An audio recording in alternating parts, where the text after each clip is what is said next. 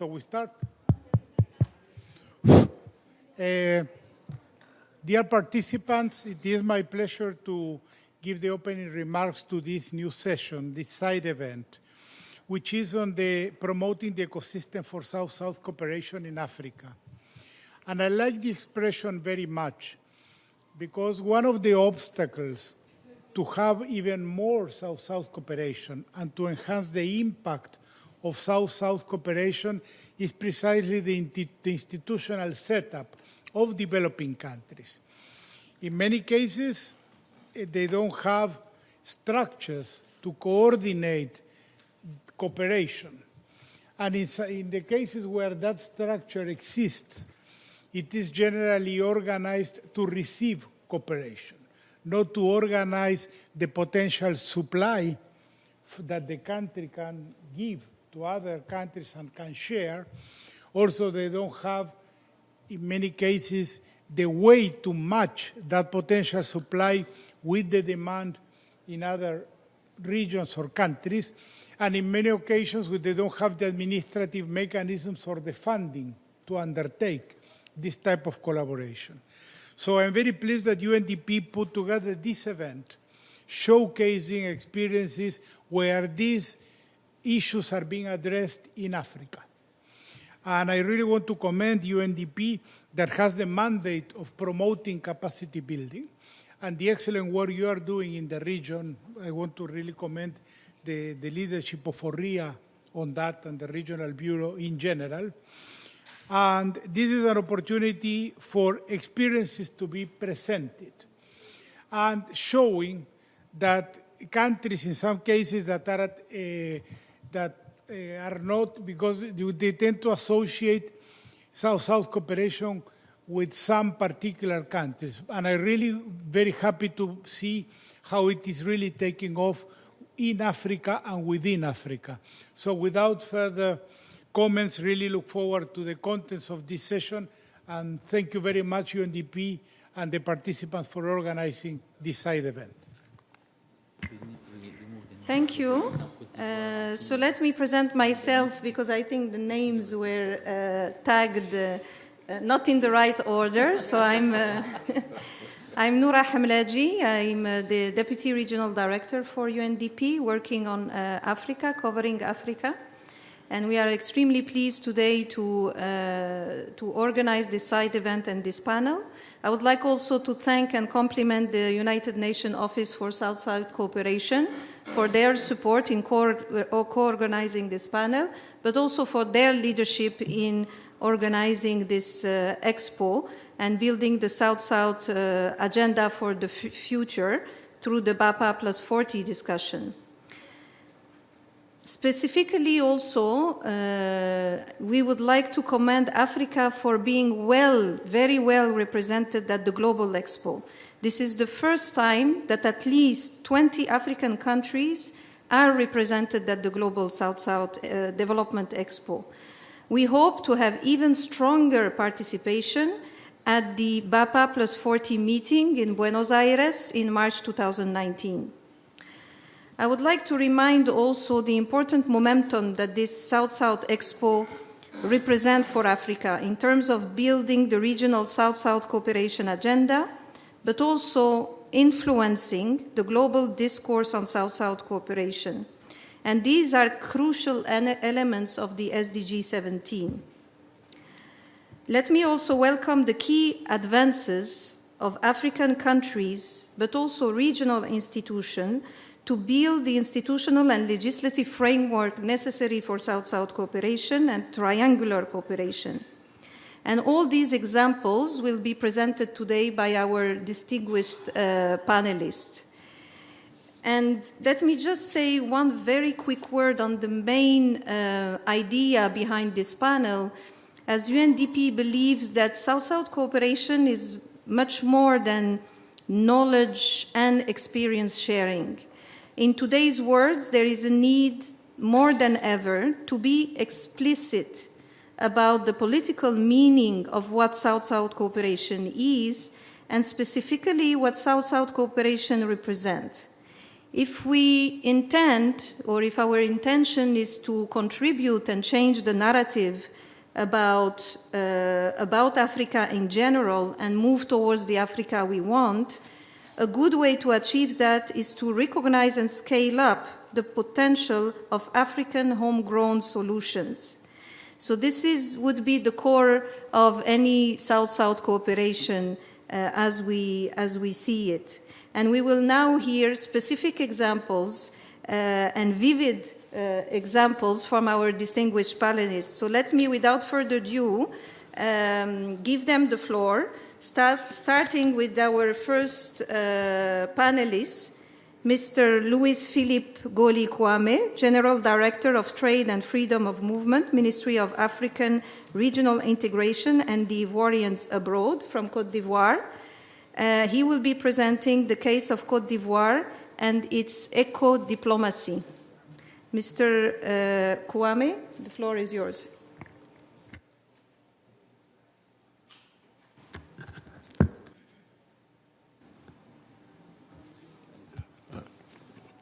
Merci, Madame.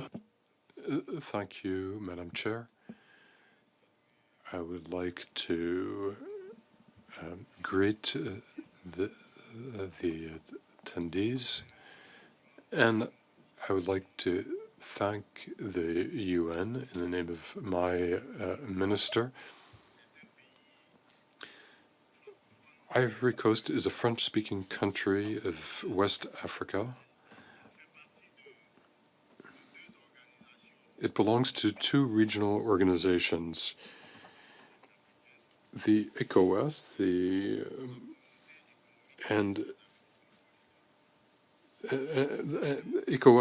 ECOWAS and the Monetary and Union and Trade Union for West African. It's the third country in the ECOWAS and the first country in the Monetary Union. It's a young country. 40% of people are under 45 years of age. Its GDP is $1,500 per person. It is a country that is open to trade and to migration and is also diplomatically considered very open. Regarding today's discussion, eco-diplomacy was created in a very specific framework. It was at the end of the crisis that had lasted for 10 years, from about 2000 to 2011. There had been a certain number of challenges. The need to get back to stability, relaunching the economy due to the recession, and there were a whole number of problems, structural problems. Reforms were needed, and the institutions were quite unstable. And the state provided very strong guidelines to redress this situation, and especially building regional cooperation and integration.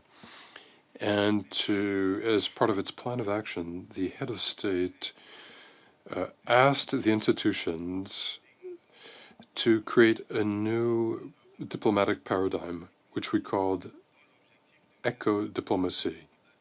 And the purpose was to make diplomacy a tool of the economy. Diplomacy, as such, was to change its modus operandi and to rather focus on having a more economic impact in its endeavors. Concerning this ecosystem which led to these initiatives, we must remember in describing that there were three pillars in foreign diplomacy. There's international diplomacy, multilateral, bilateral diplomacy, and regional integration, which is a very important part of our diplomacy.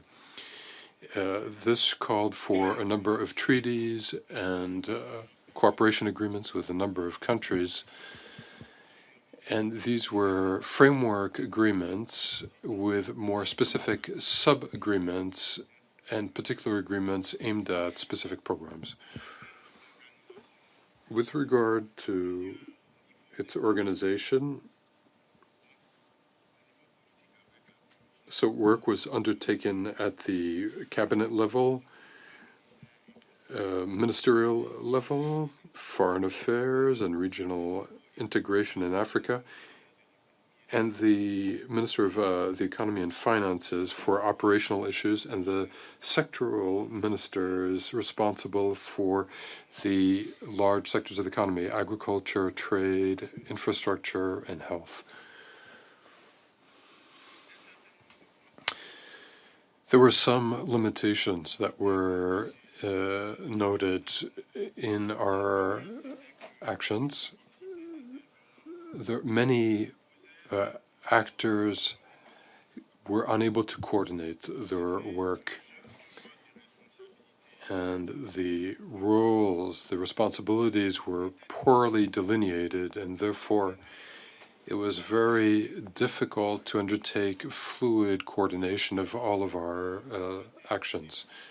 There was also a lack of jurisdictions. Diplomats usually deal purely with diplomacy, and we had asked them to change their viewpoints in order to be much more efficient in their economic dealings. And we also had to deal with a lack of documentations with regard to formal strategies to deal with the issues at hand.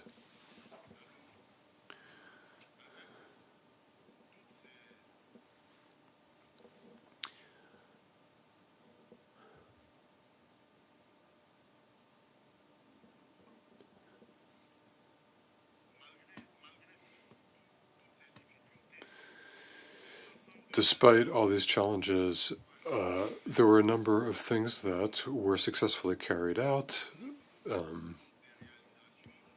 So one of the things was the intensification of South-South cooperation in Ivory Coast. And the main directives were aimed at Asia, China, India, Korea, as providers of cooperation aid, especially in infrastructure, technology, transportation, training with regard to technology and capacity building. South America, with Brazil in the lead, and within Africa, cooperation with Morocco, Egypt, Burkina Faso, and other countries. So to sum it up, Ivory Coast positioned itself as the receptor of cooperation aid, but was also able to provide cooperation and exchange cooperation with neighboring countries. From 2012 to 2017, $3.7 billion in investment were received under the title of South-South cooperation. As far as the outlook goes, we are working on a number of strategic documents, guidance document dealing with diplomacy, best practices document, and also we've developed a strategic plan for integration. In terms of lessons learned, certain lessons have been drawn in Ivory Coast. South-South cooperation was an important catalyst for key sectors over the last 5 years. Eco-diplomacy led to improved rationalization of our actions, increased efficiency, and we have attracted new collaborative efforts with Ivory Coast, notably from Turkey. So to sum up, certain things may be highlighted. There's certain strategies that need to be completed. Improved organizational potential and reinforced diplomatic capacities. We want diplomatic strategy that focuses on the populations. Thank you for having explained to us the stakes and the outcomes, results from eco-diplomacy. Julius Muya, Treasury and Planning from Kenya. He will be presenting the case of Kenya and its South-South cooperation architecture. Mr. The floor is yours. Kenya is not here. Oh. So I pass to the next one. We have a certain number who could not join us. We have here Mr. Luis Antoine Muhire, the CEO of Rwanda Cooperation Initiative, with the case of Rwanda and its Rwanda's Cooperation Initiative. Please. Thank you, Chair. And also allow me first to start by thanking the UNDP and other organizers of this event, and also for their assistance in the logistics so we can be here on time. And distinguished guests, delegates, and all protocol observed. My name is Muhire Louis Antoine, and I'm from Rwanda, and I'm the Chief Executive Officer of Rwanda Cooperation Initiative, which is a newly created agency for development of the Rwandan government. Our main mission is to manage homegrown solutions. And the case of Rwanda is a little bit different from many other development agencies because this agency was not created just to be on top or to be updated or to be on the same line as other countries. In other words, it's not a political case. It's really a practical case. And it was created it was created by the Rwandan government to manage the exchange of ideas and experience with other countries in the interest of South-South cooperation. The initiative is to promote our homegrown solution that have worked well in the country. That's the difference. Most of the other agencies will be created, then they'll figure out what they have to do. In Rwanda, if you know the story of Rwanda, in 1994, the country was totally destroyed. We had literally nothing to start working with. So Rwandans came together and they found themselves solutions, and those solutions worked. And 20 years later, Rwanda is ranking amongst many best practice in the world, whether it's doing business, gender equality, youth empowerment. So all those things are the solution that came within our own culture and values. So what RCI is managing are solutions that really worked. We are not copying things elsewhere and trying to implement in other countries.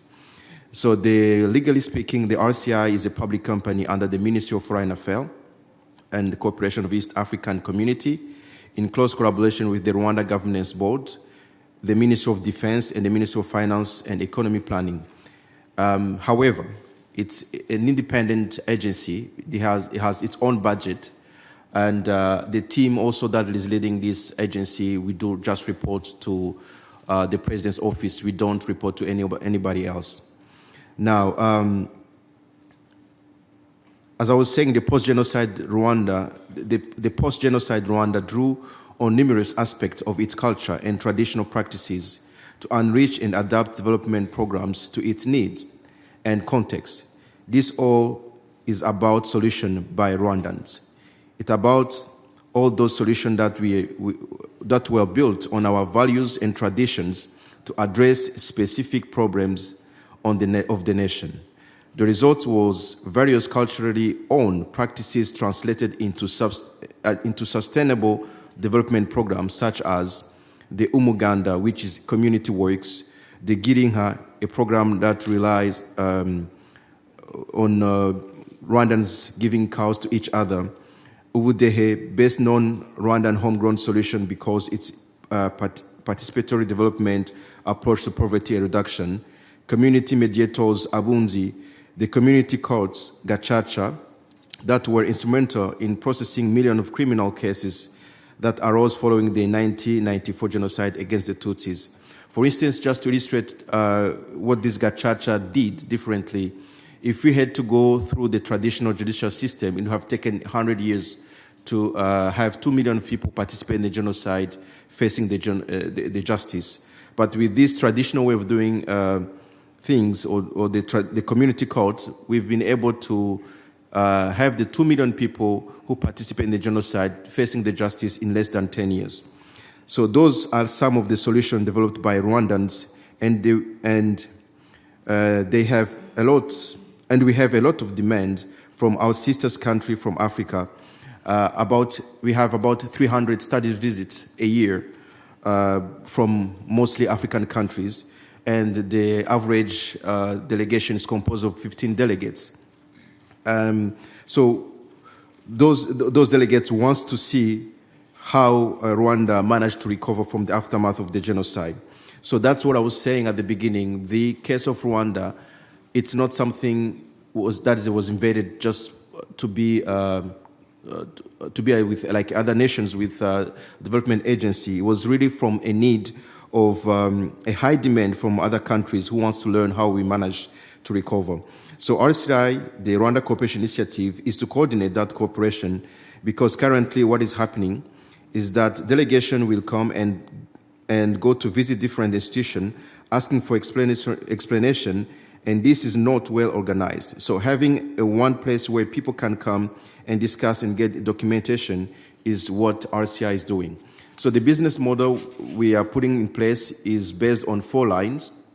1, we are creating a center of excellence, which will provide trainings online and also in-house on those homegrown solutions that I just shared with you. There will be also some workshop at that center of excellence. The second line is what's happening currently are a lot of study visits. People want to come to Rwanda to visit on the field what's happening exactly. The third line is advisory services, which also comes together with this 4th line, which is special project implementation. Rwanda has been already assisting other countries to implement some of the homegrown solution we use in Rwanda. As you know, Rwanda is the 2nd provider of peacekeeper in the world. So that is the experience those peacekeepers are using in other countries is what Rwanda really invented or created themselves. So in conclusion, all the solutions are now being formalized via Rwanda Cooperation Initiative, because someone mentioned that early this morning. Sometimes we have some solution, but there are no documentation to explain how it did happen. And anything that can be proven scientifically, well, it's just it's a coincidence or a lucky event. But in our case of Rwanda, we are documenting everything through via RCI, and even patenting some of the homegrown solution, so we can make sure that they are properly well implemented if someone wants to implement elsewhere. And how the UNDP and other UN development agency can participate in this triangular cooperation. So as I was saying, RCI is driven by increasing need from other countries really to learn on how Rwanda managed to recover from the aftermath of the 1994 genocide against the Tutsis. And this is not a passive agency that is just trying to copy and paste things that are done elsewhere. However, we do understand we are a development agency. Even though Rwanda still on some level, low level, receiving some aid from or experts from other countries, we are now an active provider of expertise and in some cases even aid. So we are on both bilateral, triangular, and multilateral level of cooperation, and we believe a new agency such as ours needs, of course, to be trained on how do you conduct effectively this cooperation between countries or with other development agency. And at the same time, we, of course, looking to sign some MOUs with UN development agencies that are looking to help other countries via triangular cooperation to learn on how Rwanda have managed to recover from the aftermath of genocide. What I want to say by this is, for example, a country will come to Rwanda and want to spend 2 weeks in Rwanda and learning on how Rwandans reconciled. However, that has a cost on Rwandan government. So if you take 300 study visits, multiply by 20 people, then each costing around 2,000 to 3,000 Rwandan franc to $1,000 to take care of. It's a lot of cost on Rwandan government. So we are looking also to see how can, for example, UNDP help a ex-country in Africa by taking care of the logistics of their delegates in Rwanda, so we can also help them to reconcile as we've done well in Rwanda. So without further ado, I want to again congratulate the UNDP and the organizer of this event. And I really learned a lot as a newly appointed CEO of this development agency. And we are also ready to cooperate with all the people present here, delegates, to make sure this South-South cooperation really becomes a reality, not just a song that we sing and that's good for us to listen to, but really we can change the world. And at BAPA 40, hopefully we'll start with something that can be more practical than it used to be. Thank you very much. Thank you very much for sharing the fascinating and in many ways very different from Côte d'Ivoire with the institution of an independent agency that has become and is a provider of expertise. Let me pass to now the panelist from Uganda, Mr. Michael Wamai, head of the Regional Economic Cooperation Department at the Ministry of Foreign Affairs, with the case of Uganda as president of the High-Level Committee on South-South Cooperation. Please.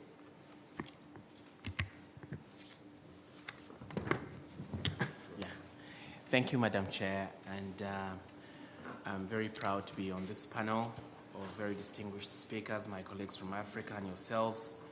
It's good to be here. We thank the UNDP for facilitating our participation in this panel discussion. Madam Chair, we would like to share some thoughts on this panel with regard to the ecosystem, highlighting who we are, how we do it, what we have done, and provide some reflections on the hereafter. Uganda is pursuing an ambitious transformation agenda to achieve middle income status by 2020. Our development agenda for the medium to the long term is defined by Vision 2040, which sets the long-term aspirations for transformation of our country from predominantly peasant to a modern, prosperous country within 30 years.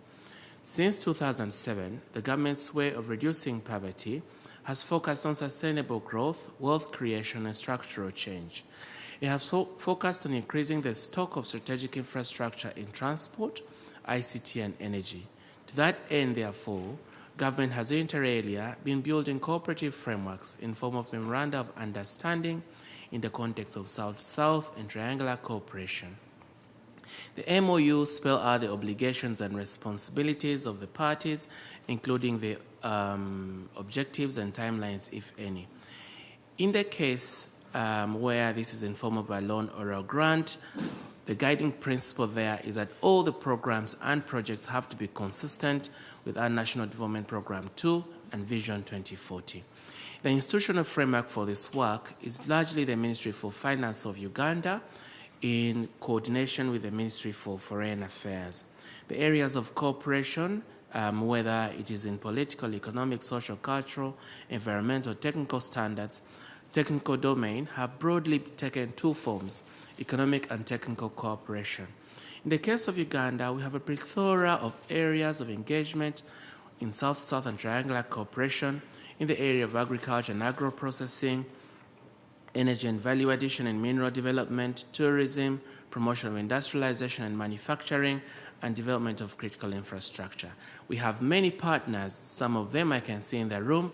Egypt is one of them, India, China, Korea under COICA, Japan under JICA, and many others, Cuba. But for this moment, I'd like to highlight, with your permission, Madam Chair, the partnerships we have built within the East African community to give a case on instructive South-South cooperation with regard to the Northern Corridor integration projects, and my colleague here is part of that process, so I'm happy to be with him. This basically is a transport corridor linking landlocked countries of Rwanda, Uganda, Burundi, to the Kenya's maritime port of Mombasa. The corridor serves South Sudan, Rwanda, the DRC, and Northern Tanzania. Northern Corridor Integration Program is a South-South initiative adopted by Their Excellencies, my own President Museveni, President Kagame, and President Uhuru Kenyatta, with the objective of fast-tracking the integration of the East African community through the adoption of projects and programs that would include, inter alia, the removal of non-tariff barriers, harmonizing legal and regulatory mechanisms, liberalizing movement of capital, services, and goods, and developing common infrastructure. To this end, therefore, the President's directed that we have to agree to develop projects and programs that will trigger the growth and development of our economy and have a positive and immediate impact on our people. They therefore agreed to revamp the existing railway network and construct a standard gauge railway from Mombasa to Kampala to Kasese to Kigali, develop an oil pipeline from Eldoret to Kampala and Kigali, develop a crude oil pipeline, build a refinery, enhance electricity generation, distribution, and interconnectivity, operationalize a single customs territory, fast-track the political federation, and establish an EAC, e-identity card, to ease the free movement of people and services. But all of this, as you know, requires means of implementation, and therefore they directed Ministers for Finance to find ways and means of funding this program. Some of the funds are generated domestically, others are generated through South-South partnerships. The vision of our leaders is to ensure quick implementation of strategic projects that have the potential for a positive and immediate impact on the structural transformation of our economies and, by extension, the lives and livelihoods of our people. Without dwelling too much on the detail of each and every one of these programs, I just wanted to highlight the impact in terms of money the cost savings that we would have made. For instance, with the standard gauge railway, it will reduce the cost of maritime freight transportation from the seaport to Mombasa by 69%, and will give us a saving of $1.5 billion US. In terms of in-country movement of goods and services, it will reduce it by 30 to 40%, with a saving of $570 million. For us, this is a clear testimony on how South-South partnerships can work without necessarily going very, very far beyond, but also with the core countries in your immediate neighborhood. Madam Chair, I'd like to suggest 3 points in terms of what it is that we can do, where should we focus our orientation. To this end, Madam Chair, I think that countries within the South have to make strategic intervention in key sectors of the economy in order to trigger growth and development, in order to cause implementation of the Agenda 2030, and also to impact the lives of the people. For instance, where we come from in Africa, 80% of our commodities are agricultural and only 20% are manufactured. However, our agenda is on structural transformation, which must be driven by the manufacturing sector. And so what we focus on is on value addition on agricultural products and also on mineral mineral products. On the minerals, UNECA, that you are familiar with, Madam Chair, has predicted that with only a 5%, by transforming Africa's mineral export volume by just 5% before export, it can create 5 million jobs. We have learned variously during this session that every year in Africa, between 10 to 15 million people hit the job market. So if we only add this small percentage value addition to our minerals, those are the jobs that will be created, which are not being created right now. In terms of agro-processing, we agree with the President of the African Development Bank that no region in the world has developed or ever moved to industrialized economy status without a transformation of the agricultural sector. Agriculture contributes 16.2% in Africa in terms of GDP and employs roughly 60% of our people. 65% of all arable and cultivated land still lies in Africa. There is a niche there in terms of agro-processing. We spend $35 billion on importing processed food. This amount is likely to rise to $100 billion by 2030. Imagine how many jobs would have been created if all the agro-processed products were being manufactured and procured in Africa. The food and agribusiness sector is projected to grow from $330 billion today to $1 trillion by 2030. This is what I suggest we should do as countries of the South. We ought to ensure that we promote trade policy instruments and rules that would only respond to the object and purpose of the SDG and Agenda 2063 on structural transformation and industrialization. I haven't seen any discussion here on the nexus between trade and SDGs as it has been on other clusters of sustainable development, and I wonder why. Multilateral rules and/or regulations should complement and not constrain the development aspirations of countries of the South. On the contrary, they should promote inclusiveness and sustainable development. We need to encourage technology transfer, Madam Chair, cooperation and investment in areas that promote structural transformation and industrialization. There is need to encourage the private sector participation in the implementation of projects and programs of strategic importance to countries of the South. There should be, and I know there's been a debate on reporting and tracking and accountability, but we would like to suggest that there should be an enhanced in-country, voluntary coordination, reporting and tracking mechanism of South-South cooperation. Madam Chair, I want to close with one element on the fourth industrial revolution. We haven't had a good discussion in this process. I've been attending all of these sessions, and I haven't had a substantive discussion on the fourth industrial revolution and its impact and what we should and should not do. Digital technologies can enable developing countries to make significant advances in industrialization. However, the benefits of e-commerce are not self-imposing, nor are they automatic. Countries have to undertake deliberate policies with a view to ensure and guarantee that there is a trickle-down effect of those benefits to the masses and to enable catch-up. Only 6 countries control 85% of cross-border e-commerce, and only one of those is from the South. Therefore, Madam Chair, what I'd like to suggest is that we need to reflect on what kind of digital future countries of the South want.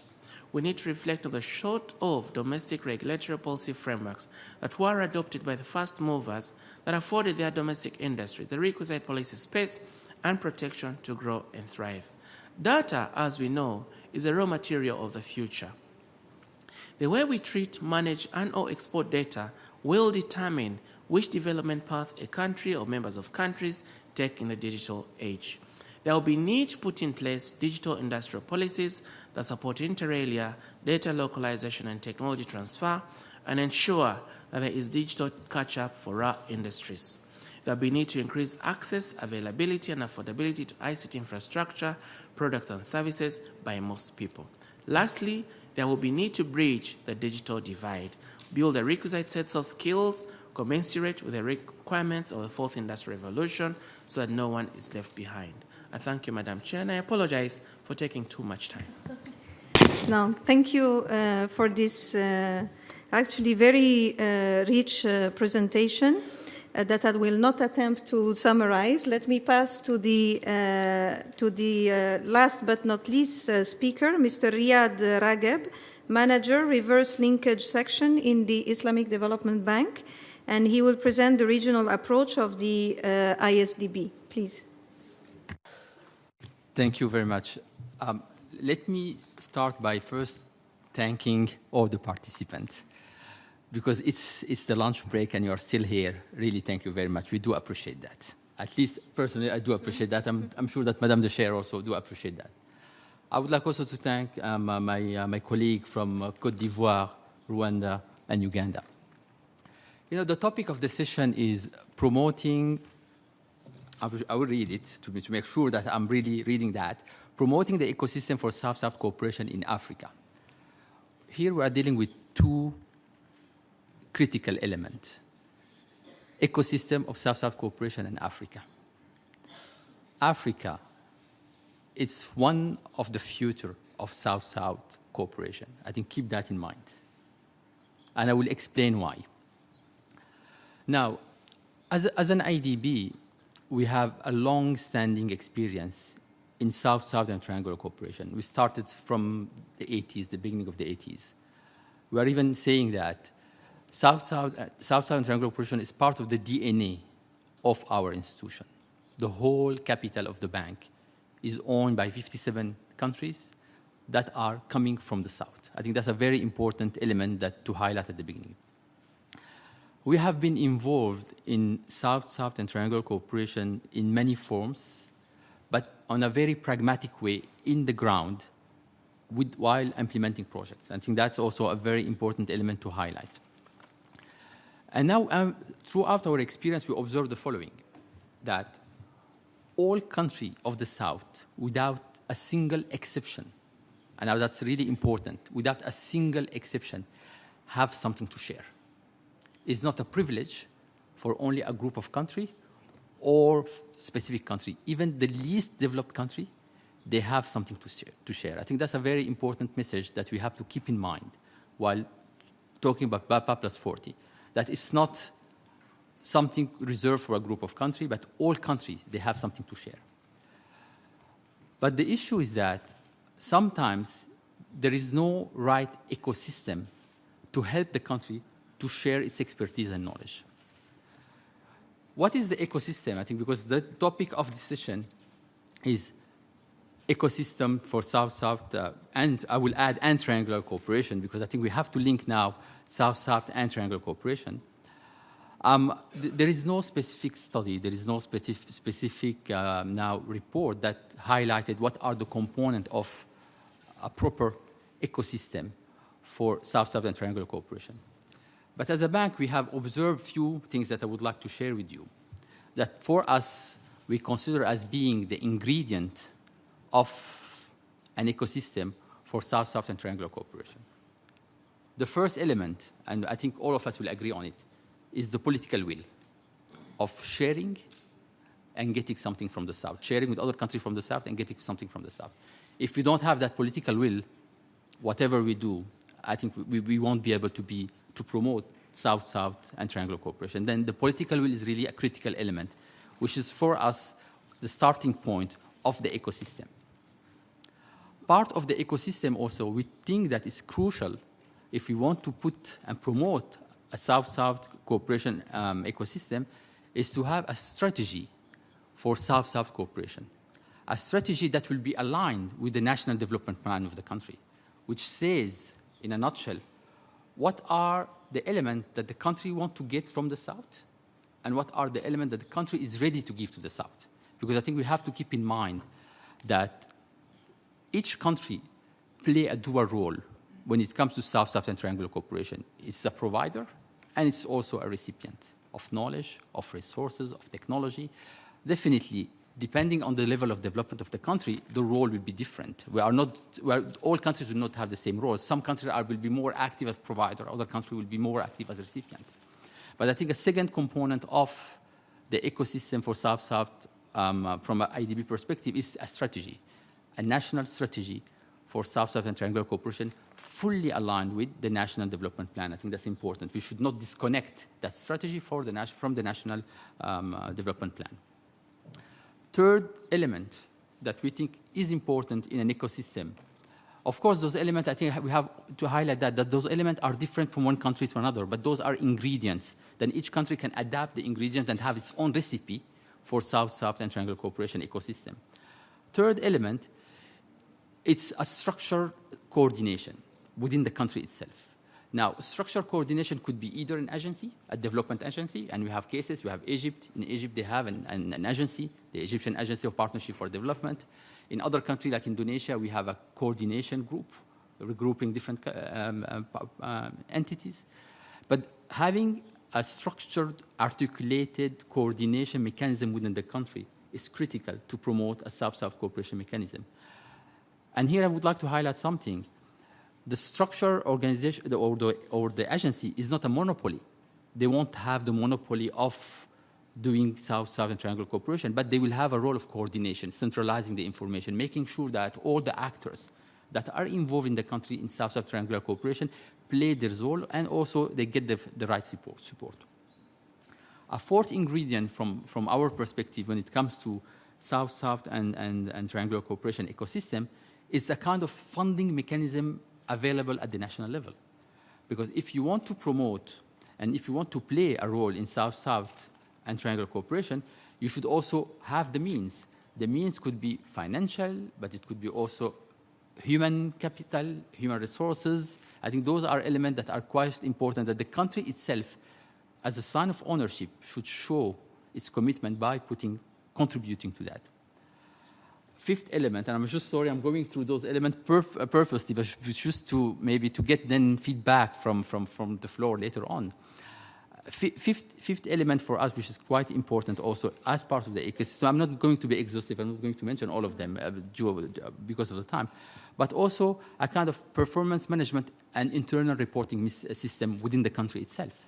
That's very important because in each country you will see that different ministries are dealing with South-South and triangular cooperation, but we have to know what's going on. I think, and at the national level, not necessarily at the international, but at the national level, we have to have a performance management and a reporting mechanism that allows the authorities, the decision maker, to know what's going on when it comes to South-South and triangular cooperation within the country itself. 2 minutes and I will stop. Okay. Now, apart from that, I will go back to my first statement at the beginning. Africa, one of the future of South-South cooperation. We do believe as an Islamic Development Bank that there is a huge potential in Africa, North, Sub-Saharan African country, when it comes to sharing knowledge and expertise. I think most of the time people think about Africa as a recipient, but we think that Africa will and should play a role of provider of knowledge, not only within Africa, but outside Africa.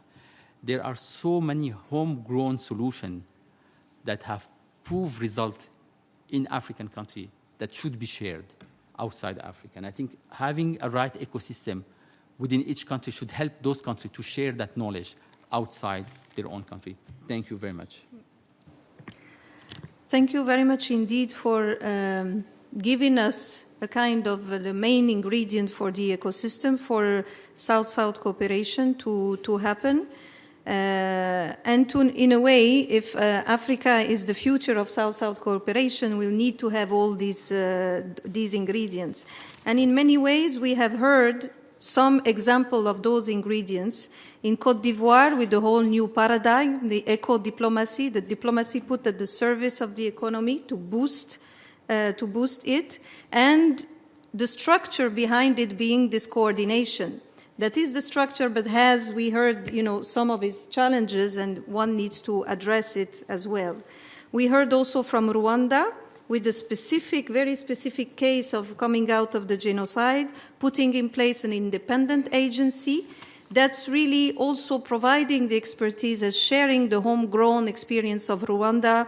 I would just cite two that really came out, the community mediators, but also the community courts, the Gashasha, impressive results with 2 million people facing justice in less than 10 years. I mean, those are amazing experiences and expertise to share. From Uganda, we heard the system of, putting in place an MOU to organize the coordination. And also the involvement of the different government agencies involved and ministries involved. The panelists also recalled the importance of the nexus between trade and SDGs, paying attention to that, and looking at the fourth industrial revolution and its impact, for Africa. And there will be space in the future to think about that. So let me now, after this rich presentation from our distinguished panelists, open the floor if there are questions, comments from the delegates to our panelists.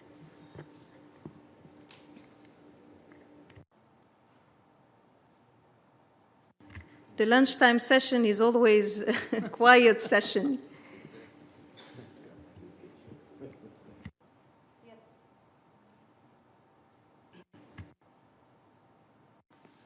Bien, merci.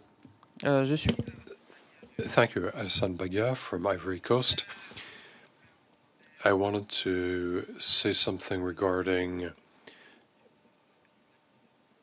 the Islamic Development Bank. A very interesting comment. In fact, the national development plans of the respective countries should refine their directives for South-South positioning for development, because in fact for most countries, in fact Ivory Coast, the country I'm most familiar with, South-South cooperation is not well ingrained in policies, so it's hard to measure the efficiency in which they operate.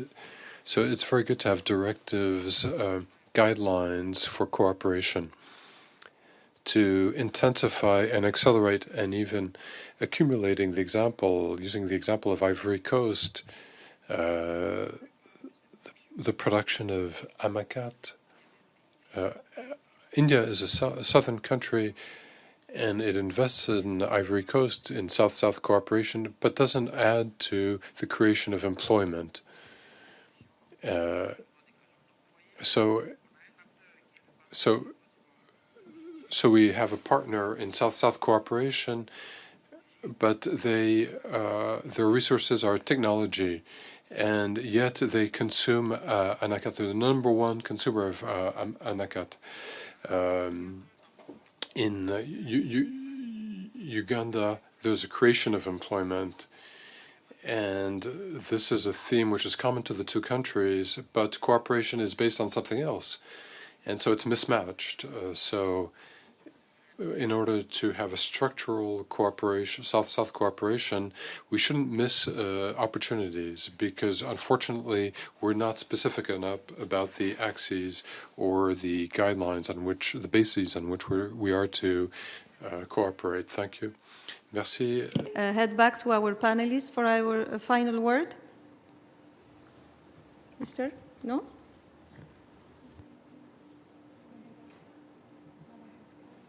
Well.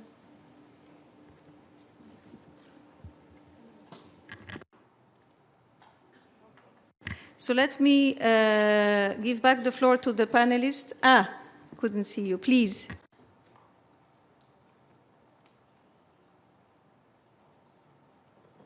Just to be supportive also of the discussion, because it was a very interesting one. I'm Anna Fernandez from the OECD. I just wanted to highlight also, or ask you a little bit if you could give some evidence around how triangle cooperation can also foster coordination internally in the governments and in institutions, because you need to address the different partnerships also with the different donors that are engaged on these kind of projects. And if you would like to share any experience in terms of coordination and foster coordination internally in your countries and also in the institutions, by using triangle cooperation as a good excuse to foster that coordination internally. Thank you very much. Yes, please, Mr. Moi, je suis du Togo. From Togo. The representative from the World Bank, the Islamic Development Bank, seemed to use the word which caught my imagination, strategy. What is a strategy in South-South cooperation for a fruitful outcome? What could it be? So, as our colleague from Ivory Coast just said, you need to bring people, align people around strategies. And so I took the floor, I dared take the floor to ask the Islamic Development Bank to provide us with an example strategies in order to highlight what he means. Thank you. Last look around the room. Yes, c'est à vous. Ahmed Hussein Ahmed, I am from the, I am a regional advisor for the Arab State for UN Office for South-South Cooperation. And it happened that I think it has been now a reality that Africa take the lead for on South-South cooperations. We have been witness in 2 years with the support of our colleague from the region how this issue has been growing, and I'm very happy that there is 4 or 5 countries that represent a very good example and successful practices within South-South cooperation. I would like also to associate myself with the definitions that has been already identified or has been already bringing with the Islamic Development Bank. From our experience with the Arab state, according to some reportings, was 8 countries within the Arab state, and we share 3 from them with also with Africa region, with Somalia, Sudan, and Djibouti, and recently also Tunisia. That we came from the finding and recommendation that the strategy for South-South cooperations, and I would like also here to give some more deep about what is we said by strategy. Strategy, for instance, that they link the South-South cooperation within the foreign policy of that country, and also with the development cooperation. That will also set the ground for the country to go further on development cooperation in a very perspective way. The political will is also a challenge and also opportunity. In many countries, that's the mechanism under within the technical level, it goes well. But when we came to the top, sometimes it has been stuck in certain area, and that's, I think, also we have to associate it with some within the configurations of the regions. If we go up to the region without having any sort of dynamics within the country, it doesn't work at the regional level. So I think in our experience, we have first to set down to set the ground for the coordinations and also for the political will at the level at the ground level. The coordination, one of the very important, I think, which the Islamic Development has already brought it, and I think this is one of the of the weak areas, and similar to many countries. And we could find some mechanism, and I will share it with the countries in another forum if they wish. This is our contribution in that, and thank you. Thank you for the delegates for all the questions and the comments. Unfortunately, we have only 5 minutes to go, so let me give back the floor to the panelists. You were the last, so now you're the first. I will give 1 minute to each the panelists to give final words and answer quickly the comments and questions. The Islamic Development Bank, please. It's a challenge in 1 minute, but I will try to be very, yes, very. For the strategy, I think we can have a separate discussion because that will require thorough discussion. I can have a separate discussion. Je pourrais avoir une discussion ultérieurement avec le Togo.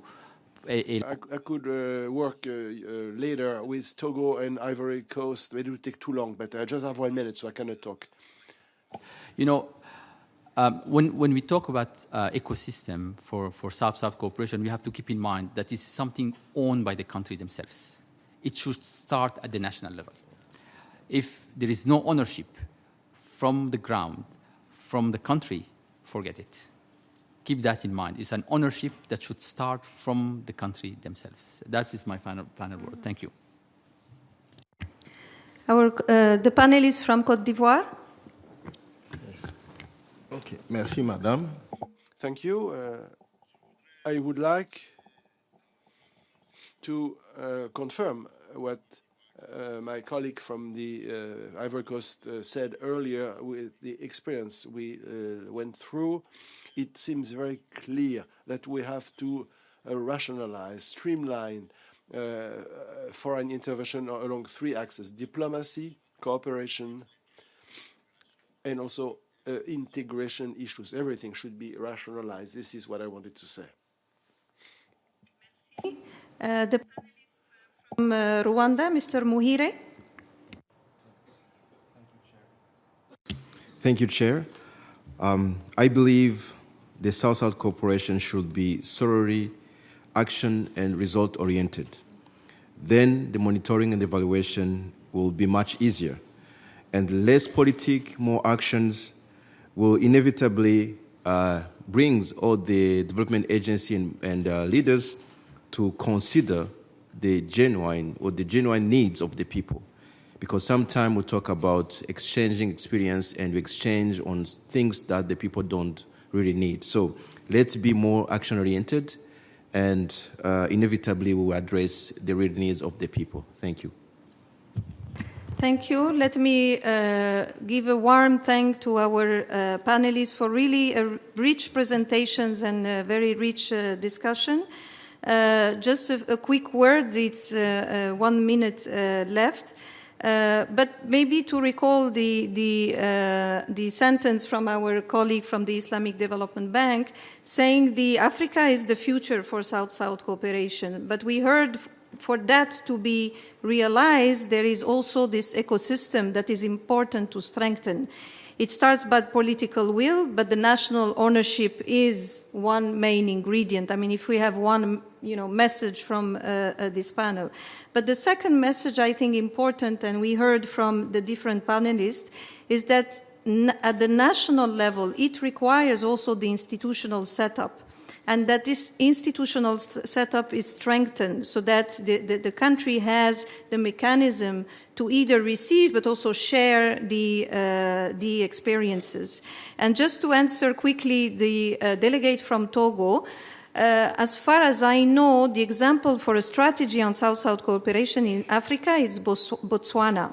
I believe is the only one with a full-fledged strategy that has been done. So it's a good example to look at. UNDP, we contributed to support Botswana in this, and I believe it's a good example for others. But again, warm thank to all the panelists for really a rich discussion and the importance of preparing for the BAPA Plus 40, where we hope Africa will also feature at the top of the agenda. Thank you very much.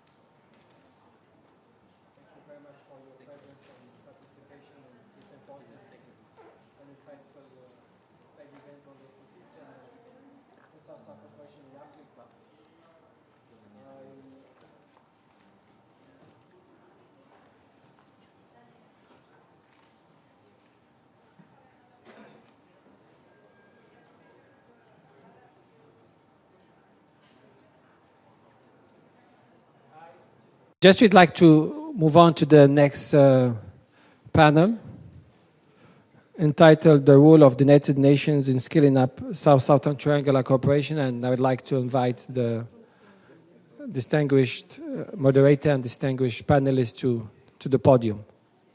Thank you very much.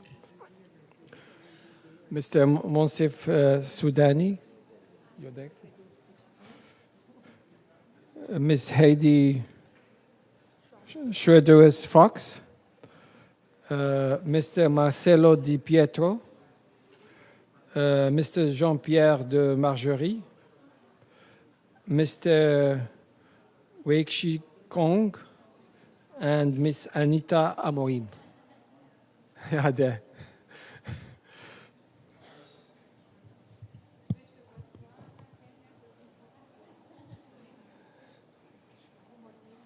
Huh? No, it's the colleague from the Islamic Development Bank. He has to leave at 3 o'clock. You can wait that earlier. Okay, yes, yeah, tell him. Thank you very much for coming.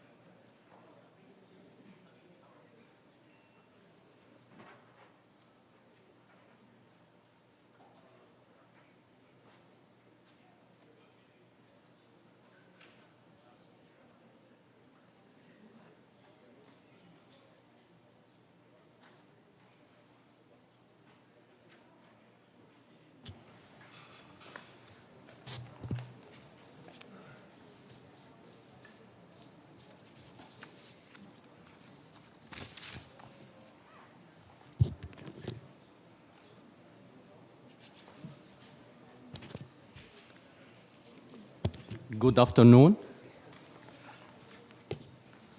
I know that the first session in the afternoon will be difficult because we need a lot of energy, but we'll be keeping on.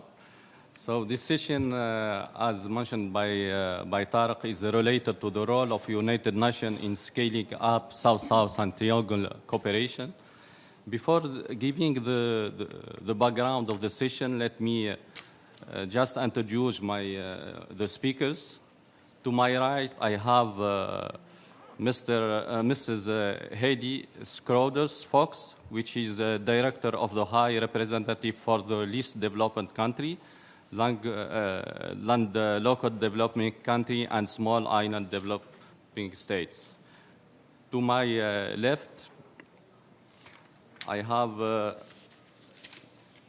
Mrs. Anita. She's the head of Emerging and Special Partnership Unit of the ILO. In addition to that, we have to my right, I have Mr. Marcelo Di Piero, Director of South-South Cooperation of the WIPO. And I have Mr. Wexi Gong, Senior Coordinator for the South-South and Triangle Industrial Cooperation in UNIDO. And last but not least, we have Mr. Marcello Di Pietro, Director of South-South Cooperation at WIPO. So just as background of this session, I think all of us know and agree that South-South cooperation complements North-South cooperation and is one of the development cooperation mechanisms to be promoted for achieving the agenda of the 2020 agenda and the SDGs. Countries of the global South are playing a crucial role in sharing their knowledge, expertise, and on-the-ground solutions for the benefit of their peers in the South. Also, the North recognized that type of approach by promoting South-South and Triangle cooperation.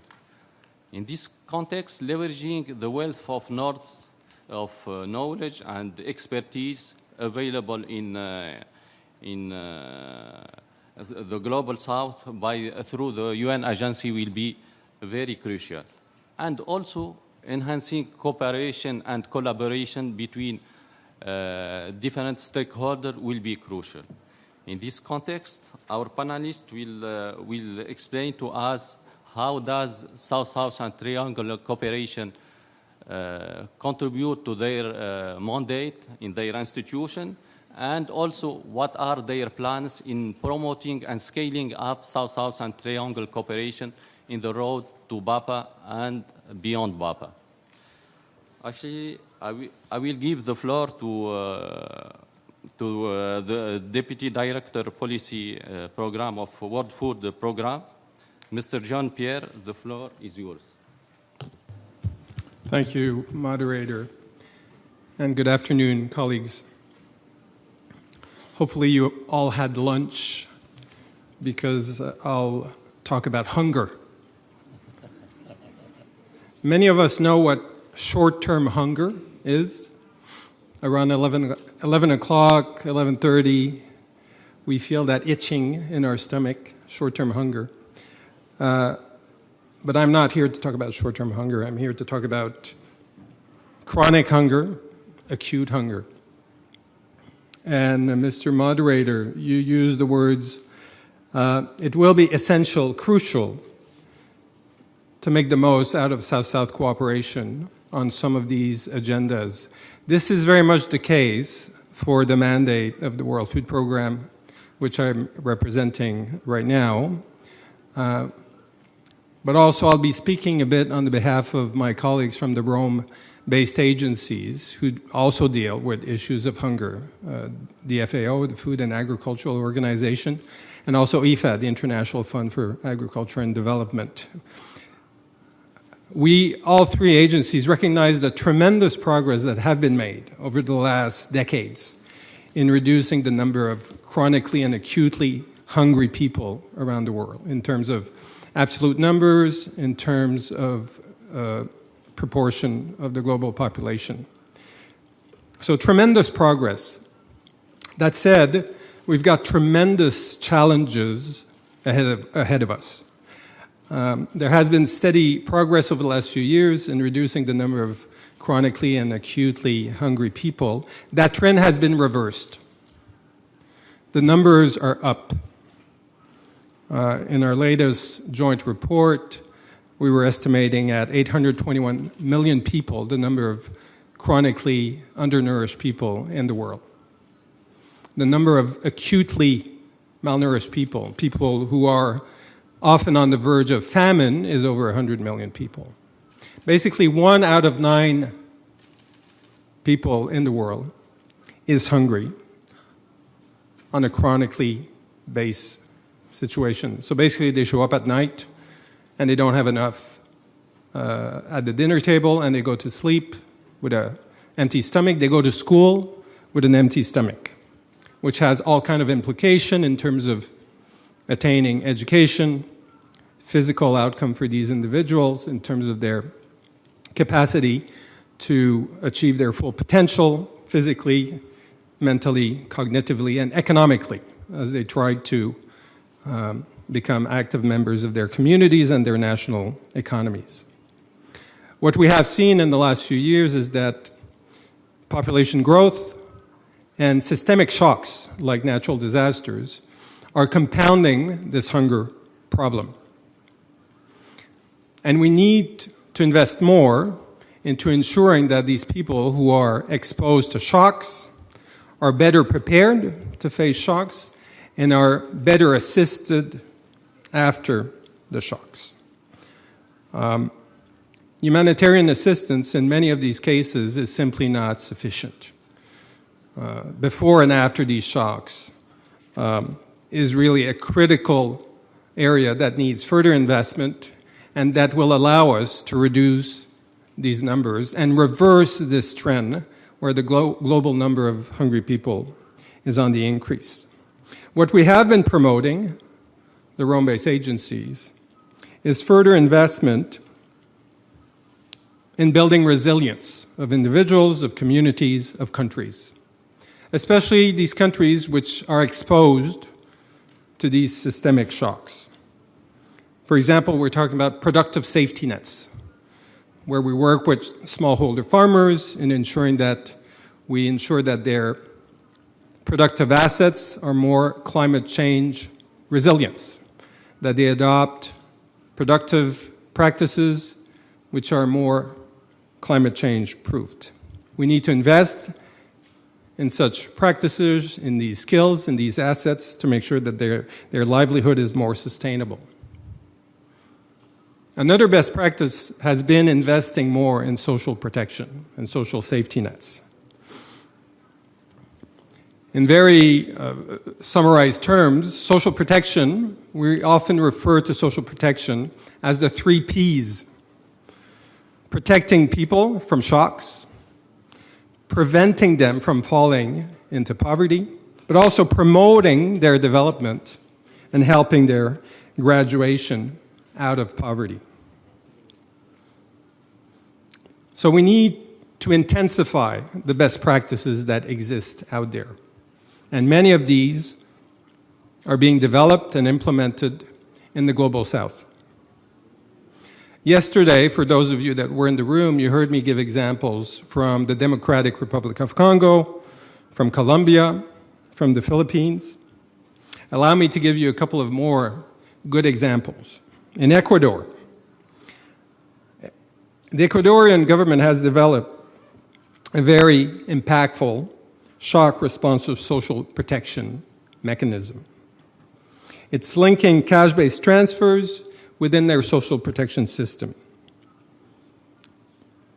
This model can be rapidly scaled up to the rural poor when facing a natural shock, a natural disaster.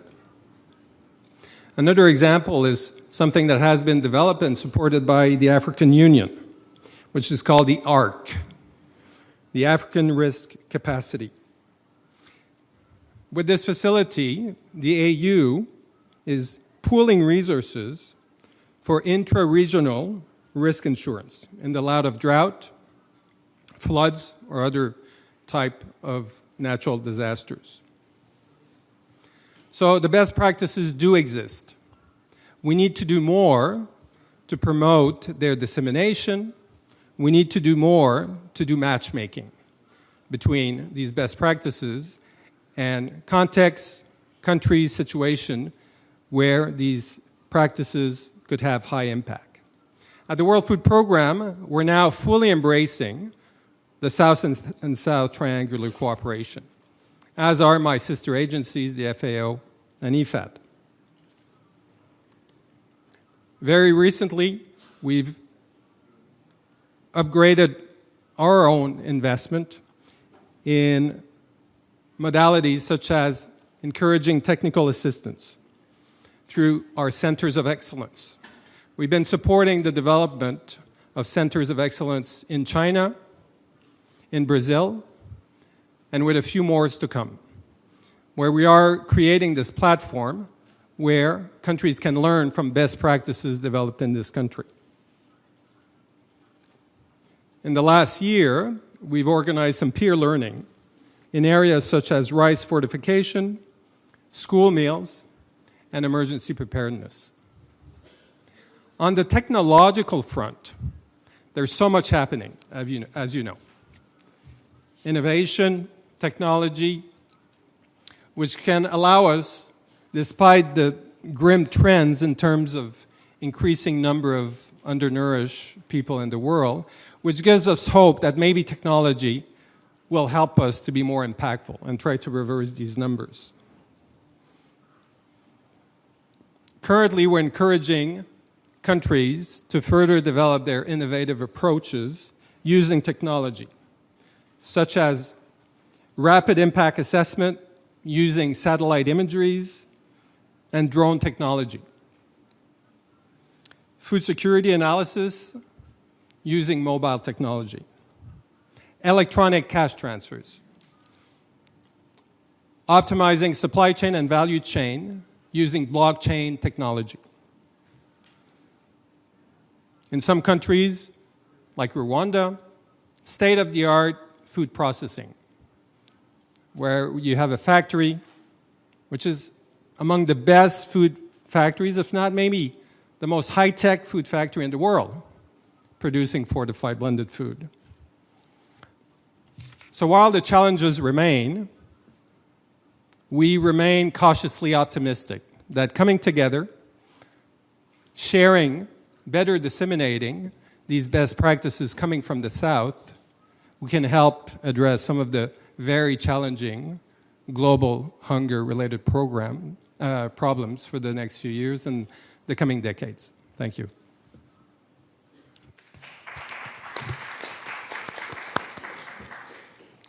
Thank you for this excellent presentation and for the initiative of WFP related to the support of regional platform to be center of excellence in order to encourage, motivate this South-South cooperation.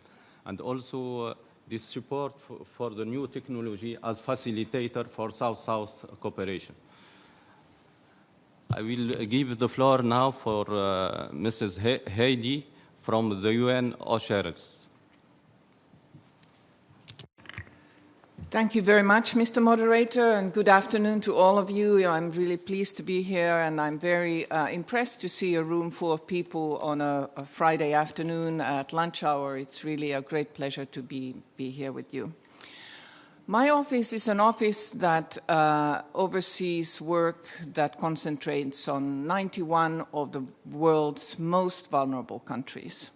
And those are divided into three groups: the least developed countries, the landlocked developing countries, and then the small island developing states. These are 91 of UN member states, almost half of them, that face some serious challenges, a little bit diverse, not the same, all of them, but many challenges that have huge human impact. They have challenges of poverty, of conflict, of lack of economic diversification, they are extremely vulnerable to climate change and so on. And these are also countries that perhaps more than anybody else look to the United Nations for us to help them to find solutions in their development challenges and work together with them to make sure that we can implement the Sustainable Development Goals and really bring them, accelerate their development. These are also countries that very much look to the South and to the countries of the South to see what is it that these countries did, how have they what kind of steps have they taken in order to get them where they are today? What were the technological solutions that they used? What can we learn? How can we cooperate together with the countries of the South in order to make sure that we can learn as much as we can and work together with them to advance our development? So, therefore, the UN has a very unique role to facilitate South-South and triangular cooperation when it comes to the least developed, landlocked, and small island developing states. And we really can scale up our efforts by putting together better institutional structures, provide better platforms for South-South cooperation, and really also to work on partnerships, how we can put together South-South and triangular partnerships for our groups of countries. And we also need to make sure that when we are talking about the BAPA plus 40 outcome document, that the special interests of the least developed, landlocked, and small island developing states are taken into account in that document. So what our office does in this regard, our mandate is to advocate, mobilize resources, and to coordinate the UN system-wide support and monitor the implementation of the respective programs of actions that these countries have, the Istanbul Program of Actions for the LDCs, the Vienna Program of Action for the LLDCs, and the Samoa Pathway for the small islands. And also to bring coherence in the implementation of these programs of actions to that of Agenda 2030 in their implementation. So what we are very much doing when it comes to South-South is to provide a platform for this kind of cooperation and build on those partnerships. And these partnerships are really mainstreamed into all the work that our office is doing. So I want to be very brief, and so I'm just telling you about 3 very innovative and new ways that our office has worked on, and that really provides an interesting and very important opportunity for further enhancing and deepening the South-South and triangular cooperation as well. And the first one of those is the establishment of the Technology Bank for the least developed countries. I hope that you have all heard about this. The LDC Technology Bank is a new UN entity. It's part of the UN Secretariat. It's located in Gebze, Turkey. And in fact, the new managing director of the Technology Bank, Mr. Joshua Setipa, who comes from Lesotho, former Minister of Trade of Lesotho, started this week. The programs have already started, but this is really a great opportunity now to link all the southern technologies and different work that different UN entities are already doing in this area to the LDC Technology Bank. And I'm also very proud to say that the Technology Bank and the establishment of the bank was the first SDG target 17.8 that we have achieved. So the idea is that the Technology Bank is really working to provide technological solutions for the LDCs that are adaptable and cost-effective, and also helping them to achieve the SDGs. So much more South-South cooperation needs to be put into the technology. The second thing that I wanted to mention briefly is the establishment of the International Think Tank for Landlocked Developing Countries.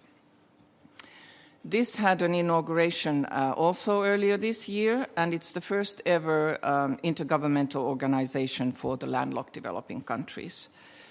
The idea of the think tank is that it undertakes research and provides policy advice on issues of importance for the landlocked countries through awareness raising, promoting collaboration and sharing best practices between landlocked developing countries and also other countries, including very much countries of the South, to benefit international trade. And then the last one is on the small island side. It's the Small Island Developing States Global Business Network. The business network brings together public and private partners and shares knowledge and lessons learned, puts together partnerships, finds out very practical business-oriented solutions for the small island developing states, for example, on achieving sustainable energy for these countries. So here we have a great opportunity for the private sector from the South also to work together with the UN and other also international entities in support of the small island developing states. So these are three very innovative and new areas that we have put together in order to support the countries that we are serving. And then just finally, Mr. Moderator, on the BAPA plus 40, I think it's a really important opportunity for our groups of countries. It's an important opportunity to take stock where we are and how South-South and triangular cooperation is working, but it's also really to promote best practices and to strengthen the institutional arrangements so that we can better scale up the South-South cooperation. So here, with this, I just want to say that our office is very much looking for partnerships. We are working with all of the people around this table, as well as many of you, and look forward to getting more partnerships from the South and from the North as well, to really help the countries, the 91 most vulnerable countries, to achieve their sustainable goals. Thank you. Thank you. And thank you for your call for more collaboration and partnership to make more effective the South-South cooperation. I pass the floor to the representative of WIPO, but we need to control the time. If you may make it in 4 or 5 minutes maximum. Okay. Thank you. Thank you, moderator. Good afternoon. WIPO is the UN agency mandated to facilitate the coordination of intellectual property worldwide and to boost, through intellectual property, innovation and creativity. We do think that to really tackle all the new social, economic and environmental challenges identified by the Sustainable Development Goals are going to need a lot of innovation and creativity. And we think we have to rethink how to overcome poverty, hunger, premature mortality, to tackle climate change, to preserve our natural world, even how to optimize to use artificial intelligence and how to eventually shape the future of work, but I don't want to talk about ILO issues. And I think that innovation here and creativity is a key tool. We have seen that developing countries in the last 15 years have achieved a big amount of expertise in the administration and in the management of the IP system. When I mean the administration of the system, I mean the public sector, I mean the governmental bodies, I mean the research institutions, I mean the universities, how they are dealing with intellectual property in the sense of using it as an incentive and using it as a tool for access, for dissemination. And when I mean management of the intellectual property system, I mean the private sector. I mean the right holders, the users, the companies, the artists, the inventors, the SMEs. Let me talk about facts. since we have been just finalized a study on cross-registration of patents and trademarks between developing countries in the southern countries. And we find very interesting and happy results and indicators. Let me share that with you. Since the year 2000 to 2016, China multiplied for 50 times the number of patents. 50 times. Malaysia for 40 times. Chile for 30 times. Morocco for 26 times.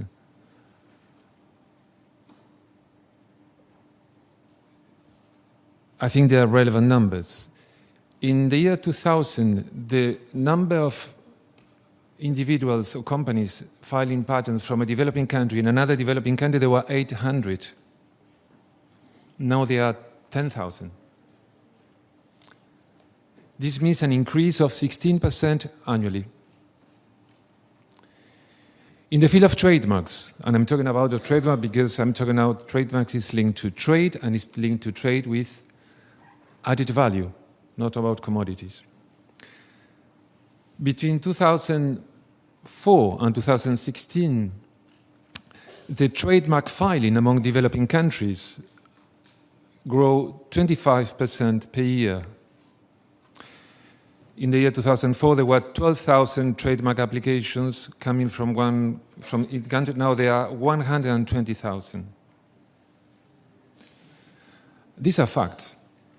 So over of these facts, we do think that developing countries have achieved a knowledge that they can share among themselves. And this is what is guiding practically our work in the field of South-South cooperation, that essentially is not South-South cooperation, but is triangular cooperation, is that the kind of initiatives that developing countries are proposing to the agency to be financed, to be supported technically, in order to share their own experiences and skills and successful cases. And so we have been mapping that. We have been mapping the kind of sectors. I will not talk about that. We have been mapping financially. And we have also applying our result-based management methodology to this South-South cooperation. Let me share now 4 final points. One is that is linked to my previous speaker. WIPO in the last 10 years digitized all the databases, patent databases of the whole world, including all developing countries. These are all available for free. WIPO is training and sharing best practices in patent and technological research to all developing countries and sharing regional schemes from developing countries how to better use the information that is already available in all these databases. This is something that we can eventually explore with other organizations because it's an initiative that the organization is already leading. Another initiative in the field of South-South cooperation is the platform on WIPO Green that has been established to share green technologies, including developing countries. Another initiative was the creation of another platform called WIPO Research that is to share information linked on compounds useful for developing medicines for neglected diseases. Another platform that they have developed on South-South cooperation, WIPO, in the last years is ABC. That is for the exchange of, if you want, books in an accessible format for visually impaired people, for blind. This is a key issue in the field of text and educational books for visually impaired people in developing countries.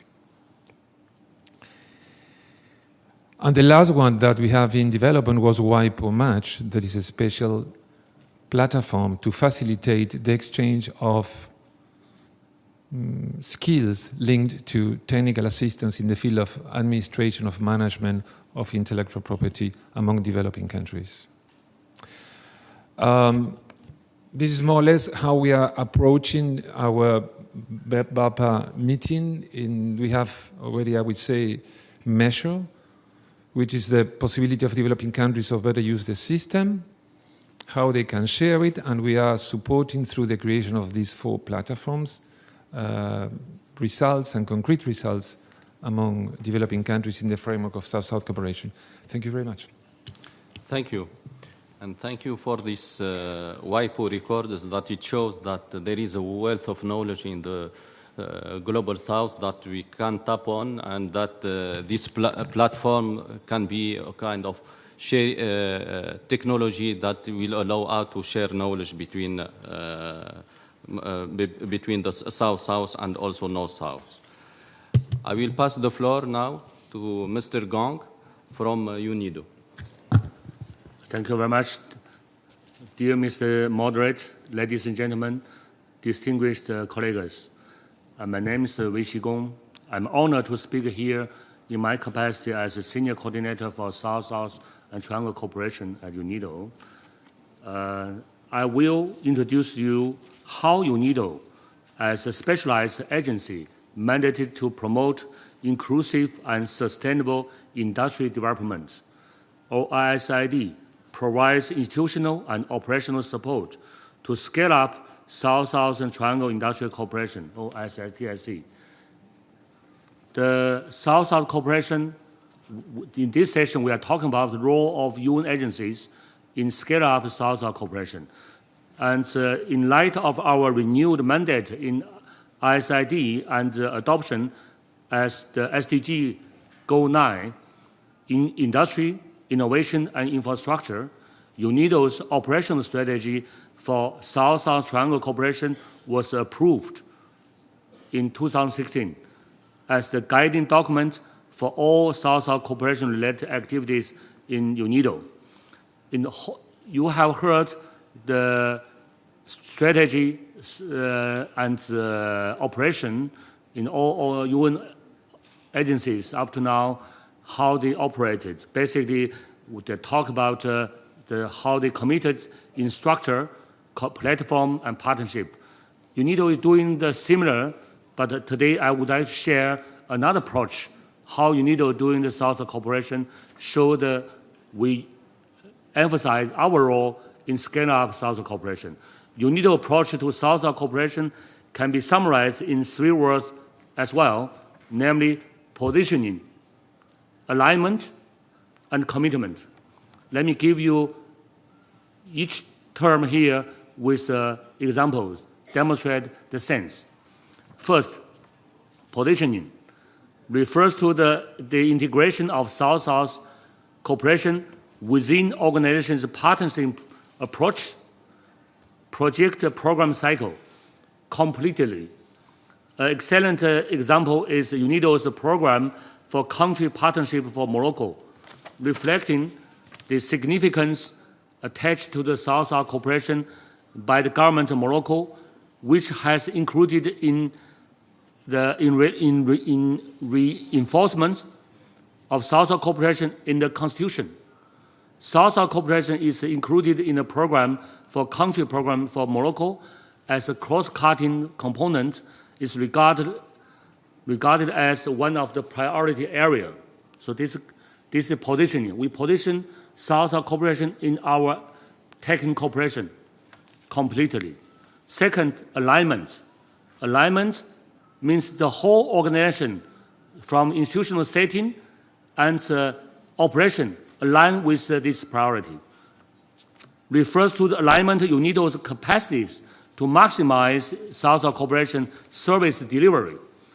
As a central hub for South-South related activities, I am supported by a network of department-level South-South Triangle cooperation focal points in the whole organization, at headquarters and in the field, by all UNIDO representatives in the field as well, and all networks UNIDO globally, who act as a focal point in the field and in the system. Such institutional arrangement helps ensure the smooth functioning of UNIDO South-South Triangle cooperation service and prevent potential overlap responsibilities. One of the responsibilities of the focal points is to share information on good practices to help mainstream South-South cooperation. Thanks to the support of South-South Triangle Cooperation focal point globally, and other dedicated colleagues, UNIDO 6 success stories were published in the Volume 2 of Good Practice in South-South Triangle Cooperation for Sustainable Development, launched on Wednesday. All UNIDO's networks, including renewable energy network globally, and investment technology promotion network globally, and field offices, nearly 100 focal points in the world, have contributed to the Triangle Cooperation intensively. In addition, UNIDO has also set up a project-based centers of excellences for South-South cooperation in southern countries. So this is the alignment completely in the system in UNIDO. Third one I would like to mention here is commitment. In 2017, we successfully introduced the South-South Triangle Cooperation Tech in UNIDO's SAP Portfolio Project Program module in the system completely. Each project manager develop a project or implement a project or monitor a project, they have indicator if the project associates with South-South Triangle Cooperation. So all techs allow the project manager to report the output relevant to the South-South cooperation. That enables the cross-monitoring and reporting of South-South activities within the entire organization. In addition, another example to see the commitment of UNIDO, we work in team. Our commitment to South-South cooperation is promoted through our active organization of South-South cooperation-related activities jointly. For example, recently, we conducted annual flagship event, Bridge for Cities event, with more than 1,080 participants from 187 cities out of 88 countries. So this all UNIDO departments involved and demonstrate the diversification of South-South cooperation in the reality. Ladies and gentlemen, dear moderators, I would like to conclude my intervention here and happy to exchange further experience with you at a later stage in Q&A session. Thank you very much. Thank you. Actually, we cannot better summarize your intervention rather than your motto, positioning, alignment, and commitment. Thank you. Last but not least, I will pass the floor to Mrs. Anita Amorim, Head of Emerging and Special Partnership Unit at ILO. Thank you very much. Please, in 5 minutes. Yes. Thank you very much, Mr. Chair. So, as I have 5 minutes, I'll just mention some of the ILO policies, but also a special event that we had in Geneva with 20 agencies, including WIPO sitting right next to me, where we have adopted some key messages for BAPA. But just quickly on the ILO side of things, we've been working on South-South and triangular cooperation for a very long time, so since TCDC times, so in the 70s and 80s. But in the past 10, 15 years, we have pushed the gear to a stronger acceleration. And in 2012, we had a governing body paper that has reaffirmed the importance of South-South cooperation. And this was reinforced by another paper in 2018. And the importance of having South-South cooperation also institutionally is critical, because we have been doing many of these activities that are following the principles that have been adopted in the different South-South conferences in Nairobi or Argentina or before, but it was not institutionalized. So since we have adopted in the governing body, some of these principles now are part of really our mandate. So we can say that peer learning, sharing, promoting training activities, and here I look at my colleague Yardanka Tsvetkova because she's in the ITC tour, and so building partnerships, these are actually part of our mandate. The 2018 paper, very quickly just to mention, has some key future steps for South-South, which includes promoting the future of work, as the ILO is turning 100 years, as my colleague here had mentioned. So when we're discussing the future of work and thinking about social protection, employment, fundamental principles and rights at work, and social dialogue, we really cannot do so just from a North-South perspective. We need also the horizontality of the South-South cooperation. There's also the aspect of capacity development and training, and this is a very critical point. So we have a partner actually with ITC Turin, but to promote academia on South-South cooperation, fragile to fragile cooperation, social solidarity economy. We have supported activities from ASEAN, BRICS, IBSA, India, Brazil, South Africa Fund. So the idea, so on and so forth, Mercosur, just to name a few. Support, of course, all SDGs, but in particular a focus on 8, obviously, because of our mandate on the decent work for all, and supporting these regional, bilateral, country-to-country approaches, because often people, they get a little confused with what is South-South. It's not just doing things in the South, it's from the South to the South and by the South. So I think this cooperation between countries of the South is very important, but also with the triangular cooperation.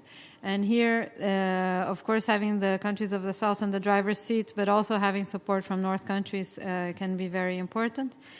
Supporting other modalities of South-South, like city-to-city cooperation or fragile-to-fragile cooperation, which are new concepts, but we are promoting them.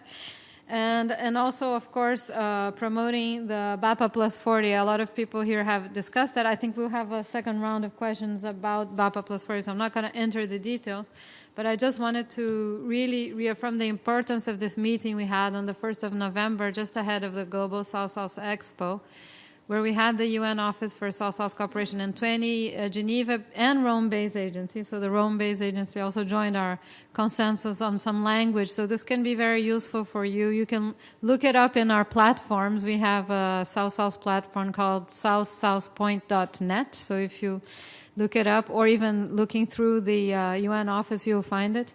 And here, there's some contribution of language from these 20 agents. Of course, this is coming from the Secretariat, so as an offer for you are the governments who are actually on the driver's seats, and also, in the case of the ILO, our tripartite constituents, which also workers and employers organizations. But here we reaffirm these principles of horizontality, solidarity, having countries of the South in the driver's seat when it deals with their own issues. I remember Elder Da Costa yesterday, the Secretary General of G7+, nothing about us without us. So I think these very important principles are there. And of course, from a Geneva-based perspective, we also are worried that sometimes in New York, some of our topics, they tend to disappear. So employment, social protection, decent work. I guess the Rome-based topics sometimes disappear as well. Food, so we have food security, rural development, but also intellectual property. So that was also our concern in terms of having on trade and development. So having also Geneva-based consultation, because the outcome document for Buenos Aires will be mainly negotiated in New York, so that you don't forget, of course, the dimensions that we have also in other agencies and other parts of the world. It's very critical as well. Thank you very much. Thank you, Ms. Anita, and thank you for respecting the time. Actually, we'll open the floor for discussion, but before that, I have been told that UN woman representative will make an intervention, and Mr. Adnan bin Haj Isa from Partenaire en Population and Development will also talk. So the floor. So please proceed. Thank you, Chair. On behalf of UN Women, we would like to thank the organizer and Office of the South-South Cooperation for this excellent collaboration, and particularly the DG Forum, which has been enormously useful. We'd like to make 3 specific comments on this. One is this: as much as we talk about South-South cooperation, unless it adds value to the existing level of bilateral and multilateral collaboration that is happening across South, North, East, it would be difficult for the purpose of assessing the effectiveness to stand out. And the way UN Women is trying to encourage member states in partnership and in solidarity with them is not only looking at collaborative approach across sectoral ministries, but also looking at how the knowledge contribution sustained in the destination countries, as well as how the feedback loop returned back to the country which is providing the support. So there is a virtuous level of feedback loop that generated. And I will just give, in the short span of this 3 minutes intervention, I will give two specific examples which we are mainstreaming across our close collaboration with UN country teams and UN missions. One is gender responsive budgeting, which is happening across South and North, but in a way that is really connecting not only the sectoral ministries, but also technical ministries, Ministry of Finance, together with international finance institutions. And another thing is happening, the guidance and support and capacity building on the SGBV, sexual and gender-based violence, in countries where post-conflict challenging situation exists. I would not call it collaboration across fragile to fragile, because we believe that every country has something unique to offer. But I would more saying that any countries that can offer benefit. And one of the more important thing I would like to highlight that many of the existing South-South cooperation are gender blind. So it is important that as we are entering into a new phase of development programming, revising our existing projects, adjusting, we also look at the target group and beneficiaries, not in the sake of increasing the number of beneficiaries in a certain aspect, but also looking at how leaving no one behind the overall SDG principle can be implemented through South-South collaboration. That includes women, of course, but that also includes other groups, marginalized communities. So that is where UN Women is connecting women's groups, civil society organizations, and other vulnerable groups. Thank you very much for the time. Thank you. Thank you, Mr. Moderator, and I thank the panelists for sharing with us the activities of their respective UN agencies. Mr. Moderator, distinguished guests, ladies and gentlemen, before sharing with you my comments and suggestions about the role of United Nations in scaling up South-South and triangular cooperation, I would like to introduce briefly to you the organization I'm representing, which is Partners in Population and Development, the intergovernmental organization which was launched in 1994 at the International Conference on Population and Development held in Cairo in 1994 by 10 founding member countries, having in common successful family planning program and population policy, and willing to share their experiences and expertise with other developing countries within an institutionalized framework of South-South and triangular cooperation to help in achieving the ICPD plan of action. PPD is now 26 member countries, bringing the voices, needs, and aspirations of more than 60% of the world population in the field of reproductive health and family planning.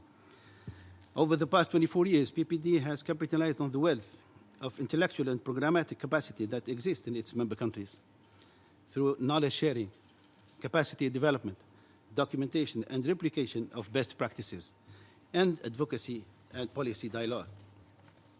As part of the global effort to promote South-South and triangular cooperation, and despite tremendous progress, there are still critical challenges that need to be addressed, like the institutionalization of South-South and triangular cooperation in developing countries, with allocated human and financial resources, and we were speaking about that earlier, capacity development of key actors, and international funding and engagement of the private sector and civil society in South-South and triangular cooperation.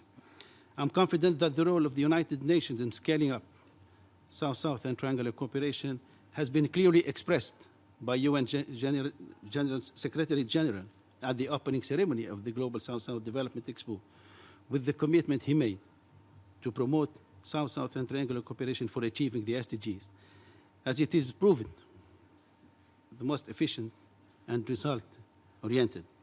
The United Nations role is very crucial in developing information sharing, research and studies, documentation and best practices, conducting policy dialogue and capacity development in the southern countries to achieve the Sustainable Development Agenda 2030. It also plays a leading role in accelerating results achievement through addressing the knowledge gap that many countries from the South are facing when confronting their own challenges, identify and scale up cost-effective development solutions of high relevance to other countries with similar social and cultural context.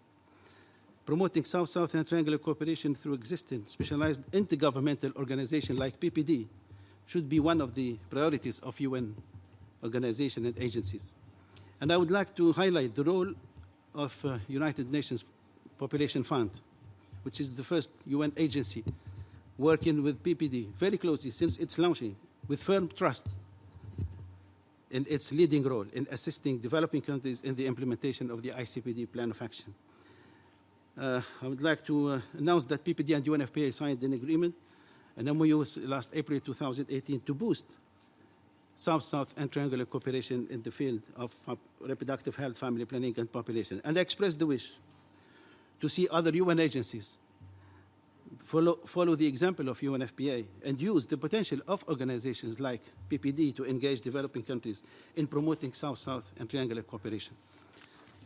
As part of, as the year 2019 is the ICPD and PPD 25th anniversary and the celebration of BAPA plus 40, it's essential to have a comprehensive review on the progress made so far and lessons learned on South-South cooperation, and based on which that policy recommendation and strategies should be made further promote South-South cooperation. I would like to conclude with a call for more support and involvement of UN agencies in promoting South-South cooperation in PPD member countries and also in the Global South. Thank you very much. Thank you. Now the floor is open for discussion.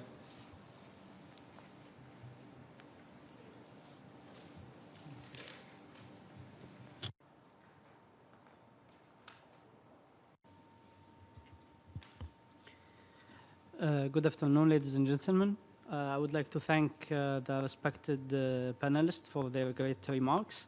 My name is Mohammed Al Abdul Ghani. I am from Social Development Center, part of Qatar Social Work. I am a part of the Qatari delegation for this event. I just want to listen from the respected panelists. What is their recommendation or advice on how to activate the role of NGOs in cooperation with the United Nations to support the South-to-South cooperation, because we know NGOs has a huge role in that matter, and we would like to hear from the panelists. Thank you so much. Is there any other?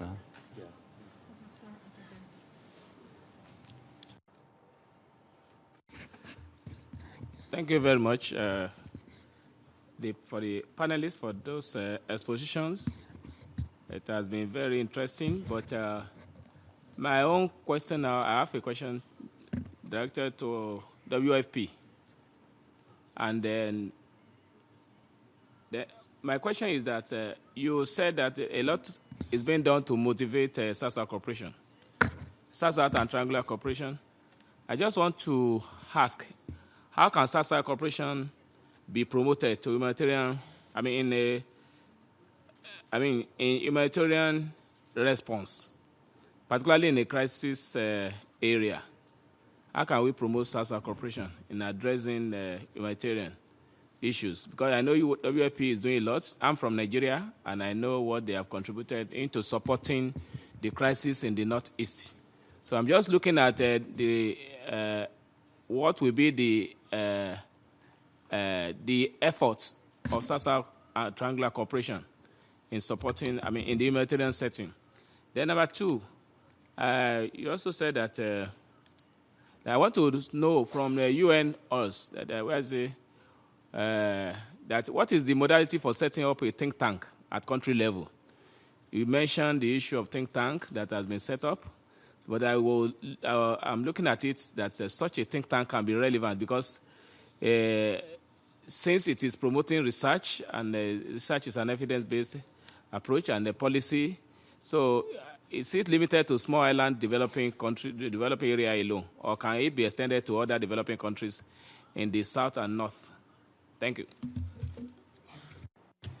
Thank you.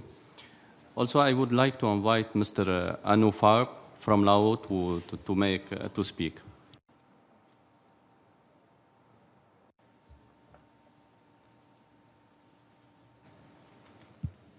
Thank you. Distinguished moderator and panelist, it is a great honor for me to be here once again attending this DG Forum 2018. It is my firm belief that the outcome of this meeting will provide key messages for the BAPA Plus 40 to be held next year. Mr. Moderator, South-South and Triangular Cooperation has played a key role in realizing the 2030 development agenda. And for this reason, the South-South cooperation must remain a manifestation of solidarity among peoples and countries of the South, and should be guided by the principles of respect for national development strategies and priorities and mutual benefits. The Lao PDR recognizes the important contribution of the South-South and Triangular Cooperation to achieve our national social and economic development plan. And indeed, our government has included the cooperation strategy framework with South-South cooperation being included in our current national social economic development plan, and the declaration on partnership for aid effectiveness and development cooperation. And to this end, the government, together with development partners and other stakeholders, have identified a number of actions for further enhancing South-South and Triangular Cooperation with the implementation of the SDGs during the last roundtable meeting, which is a National Aid Coordination and Development Cooperation Forum, which is being held at country level. The government recognizes the central role of United Nations in coordinating and facilitating South-South and Triangular Cooperation in a wide range of areas. Thus, we strongly support actions and initiatives to strengthen the UN country team on the ground in order to ensure coherence of the mandates given to those agencies and South-South and Triangular Cooperations, taking into account the specific development needs and priorities of each country. And in this context, I echo the sentiment expressed by the distinguished panelists from OHR LLS that the interests of the vulnerable groups of countries should be reflected in the outcome document of the BAPA Plus 40. On this note, it is important to highlight some of the key areas that require special attention as follows. To deepen understanding of the nature and modalities Could you please of conclude? cooperation. Because we are running out of time. And in advancing this, the United Nations country team should continue to increase their coherence and cooperation, taking into account the national ownership. Thank you very much. Thank you. Is there any other speakers before giving back the floor for the...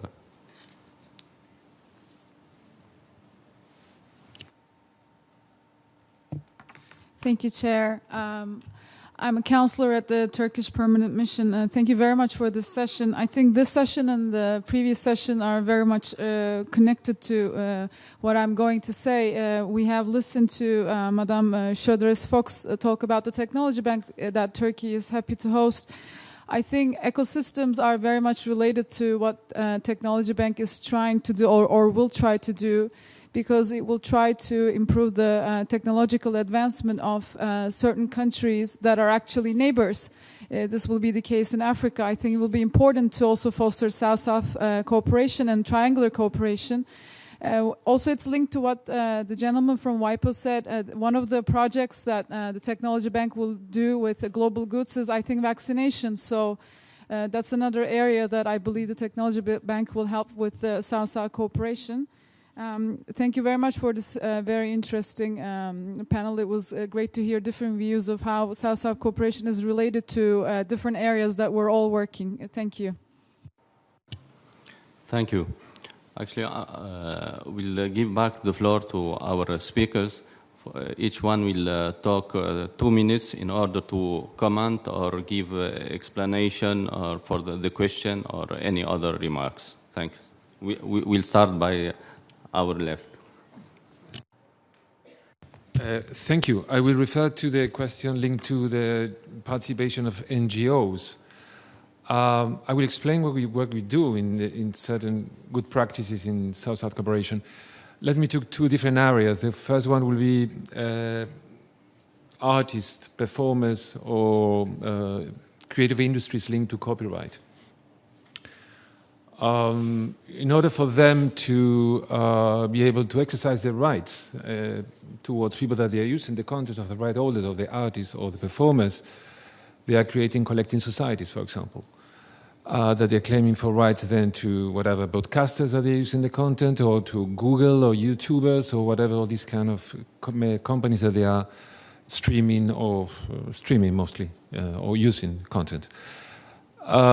What are we doing? They develop good practices among themselves in each country, and then we try to we support the relationship among themselves and good practices, and we facilitate the reciprocity treatment among author societies or performer societies in different countries so they can share the revenue that they are having among them. So essentially, what they are sharing there is income and good practice to administer the money that is supposed to pay to the authors who make the content. This is one case.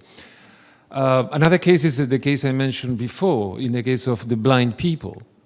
We have been working strongly with NGOs, that they are blind associations, different national blind associations, blind libraries, blind regional association, blind union, world union association. And essentially what we're trying to do, these blind unions, they are holders of a lot of content that is accessible for blind people, text content that can be transformed in an accessible format for blind people. And so what do? We facilitate, we support different networking and sharing of good practices, technology, databases, training for the people, for the blind people to convert normal text in accessible format, etc., etc. So we are facilitating this kind of sharing of content and skills among NGOs in developing countries. Thank you. Thank you. If I may give the floor to WFP, because he's leaving, and then you will take next. Thank you, Mr. Moderator, and apologies, yes, I have a flight to catch. Just want to respond to the question that was directed to WFP.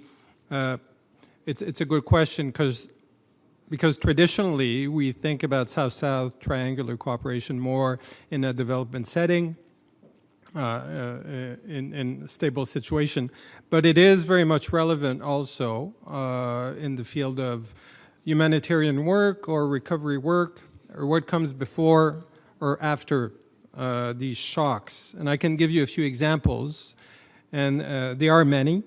In Latin America, many countries have developed really good practices in terms of early warning, building the capacity for emergency preparedness and response. I'm thinking of Cuba, for example, which has exported its best practices to neighboring Caribbean countries.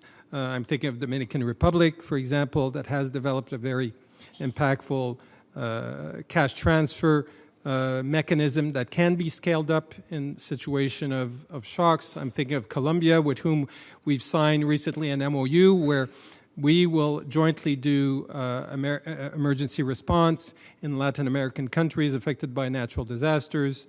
There's examples in all continents. For example, in the DRC, Democratic Republic of Congo, they've developed a very progressive and state-of-the-art mobile vulnerability analysis assessment and mapping mechanism, which we're now supporting its dissemination to Namibia. I'm thinking of the Horn of Africa drought, which affected so many countries a few years ago. We supported a financial contribution from South Africa to these countries. And again, you have many examples. I'm thinking of the Philippines, for example, that have a very effective NDMO, Natural Disaster Management Office, and that is being replicated or informing similar national setups in other countries. So many good examples, and happy to engage bilaterally if you want to further discuss. Thank you. And Mr. Moderator, I'll have to be excused. Thank you very much. Thank you. Please. Yeah. Thank you very much. I'll also reply to a little bit the questions on the role of NGOs and how to set up think tanks and on this kind of questions. For the ILO, we are a tripartite organization, so we don't deal only with NGOs, so it's workers, employers, and governments, but of course, NGOs are critical partners, and our governing body paper refers to the importance of the civil society organization. So I think in the whole philosophy of the multi-stakeholder partnership approach, we definitely have to engage the NGOs. The other, I think, the originality of also working through a multi-stakeholder approach was done also in this first November meeting that I referred to on BAPA Plus 40, where we had UN agencies, but we also had the South Center, which is an IGO, and I acknowledge Ms. Yufan, she's sitting there. The South Center was very critical, along with ILO NUNCTAD that co-hosted, but had these 20 agencies which have their headquarters in Geneva. So it shows that now we are not only talking about partnerships strictly with agencies when we're talking of the agencies of the UN, the wide UN system. We're also talking about IGOs, NGOs, the tripartite mechanisms that we have. So I think this creativity is critical. And going back to the think tanks, I think it's not so much for the UN to tell the countries how to do think tanks, because it should be the other way around. I think the idea in the South-South world, you will tell us how would you like to set up your think tanks, and we will. I mean, I expect you. I'm not sure you are from a country or from an agency, but I would think that you are representing a country. But of course, we have helped set up several think tanks, including Sinterfor or academia or the training centers in Turin for ILO. So we can, of course, exchange information on that. But for us, we would like to rather hear from you on how you like it to be set up, because I think the importance of to be South-driven, the South-South cooperation, is also another critical point for us. So that's what I would say. Thank you. Actually, we have only 3 minutes, so we'll be 1 minute each. So please, Mrs. Head. Thank you very much. On the issue of the NGOs and the question of the gentleman from Qatar, I couldn't agree more. There's a really important role for the NGOs to play. And of course, all the programs of action, Istanbul, Vienna, and Samoa, have a separate NGO track. So this coming year is a midterm review for both the Vienna Program of Action and the Samoa Pathway. Samoa Pathway preparations have already taken place, and NGOs have very actively participated in all of that. So I encourage all of the NGO networks to be actively participating in the programs of action and their work. On the think tank, thank you very much for that question. The think tank that I was talking about is for the landlocked developing countries. So it's an intergovernmental organization. It's basically run by the member states who are part of it. They are all landlocked, and they are providing policy advice and research together to provide on critical issues for the landlocked. It's a brand new thing. And finally, I could not agree more with the counselor from Turkey. The LDC Technology Bank is a real great opportunity in order for enhanced South-South cooperation. Thank you. Thank you. And Mr. Gong, you have the final word. Thank you very much, Moderator. Let me use 3 sentences for you to take away. Number 1, UNIDO is willing to maximize its capacity and has been doing it, the South-South cooperation, with right positioning, alignment of the whole organization, and commitment with actions. Number 1, takeaway. Second, frankly speaking, when we talk about South-South cooperation, we talk about South-driven, demand-driven. What does the South country really need? Number one, they need investment. Number two, they need technology. As my colleague mentioned, technology bank. The question is, are really the technology investment available easily? No. When we talk from that angle, we should be realistic. We should consider where does investment and technology come from. So my second takeaway thought for all of you, for all of us, we should think where does technology and investment come from. It means from supply side. South-South cooperation from South and maybe from North as triangle cooperation. We should consider change our side of consideration. Why not from the supply side to think what is available from supply side? Number two. Number three, our practice in UNIDO. Recently, we conducted a triangle cooperation from supply side to see how the South-South cooperation could happen.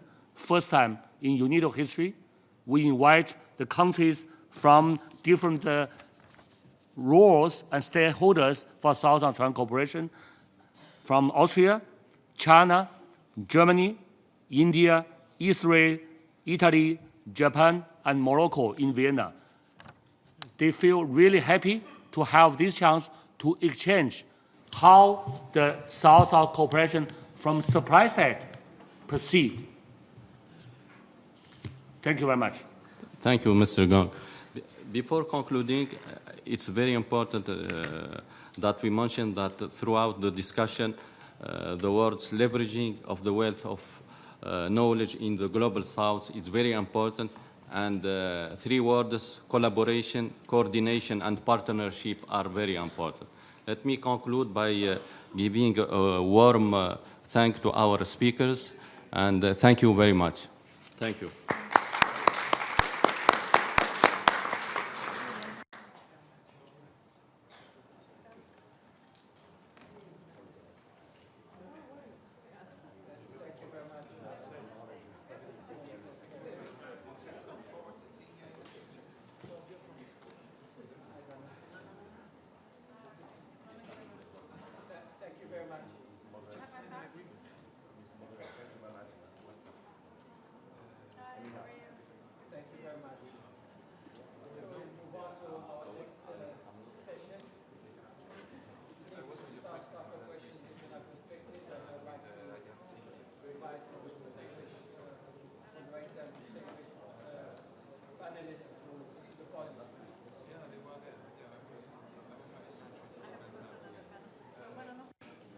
Miss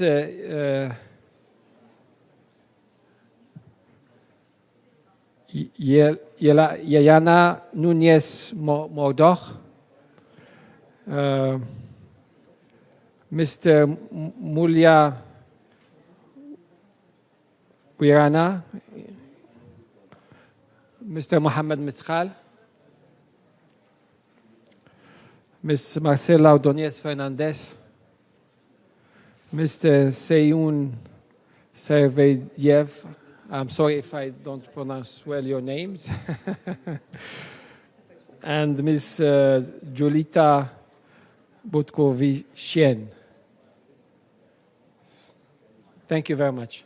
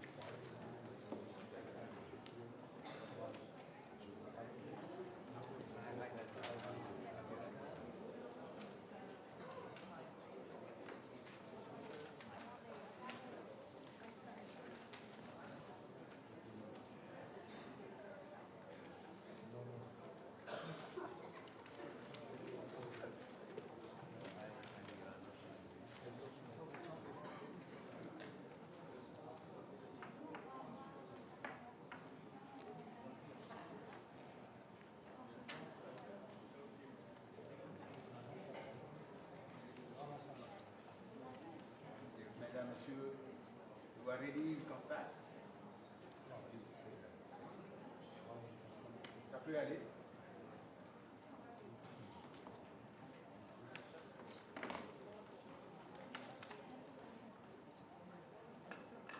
Mesdames, Messieurs, bonsoir.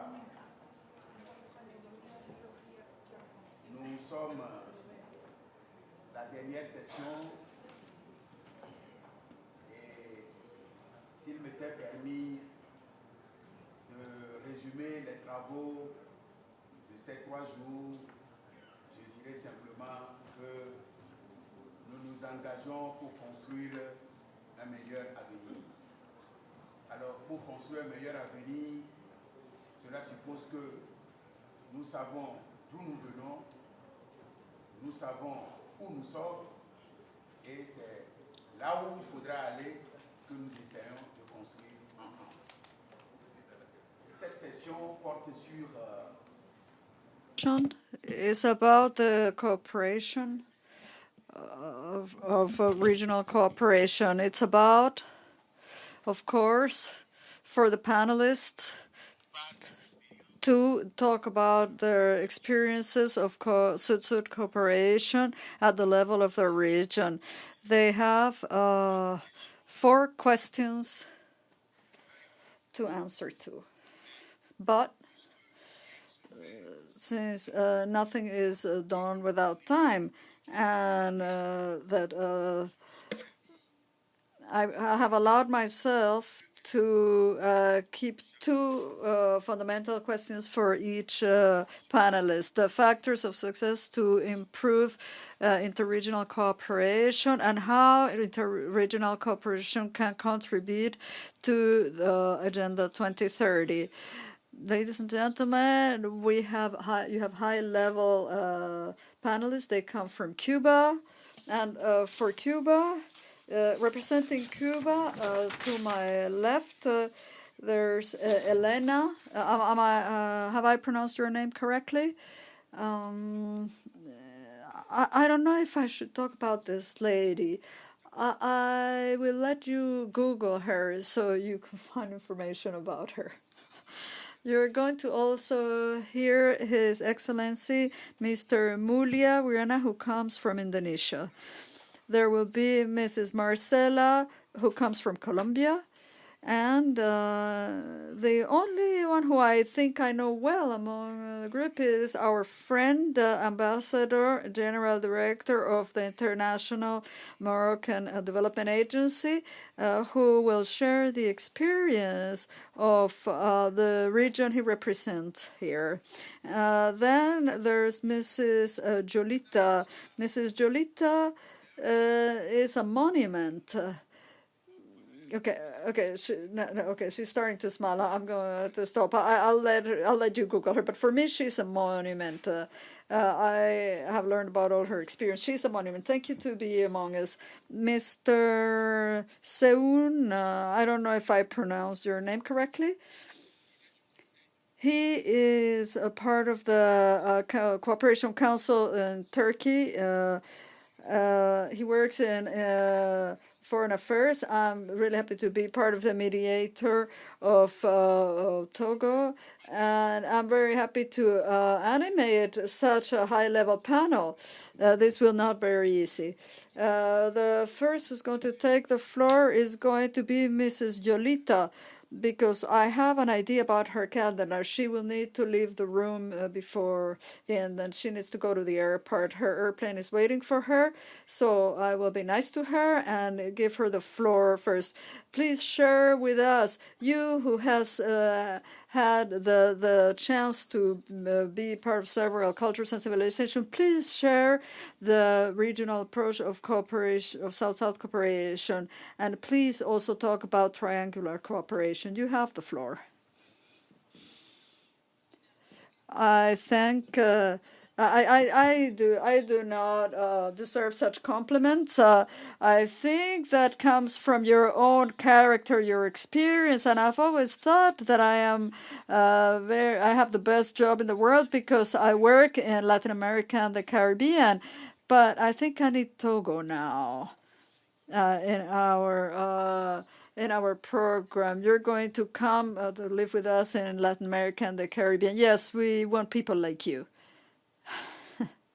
Yes, I'm available.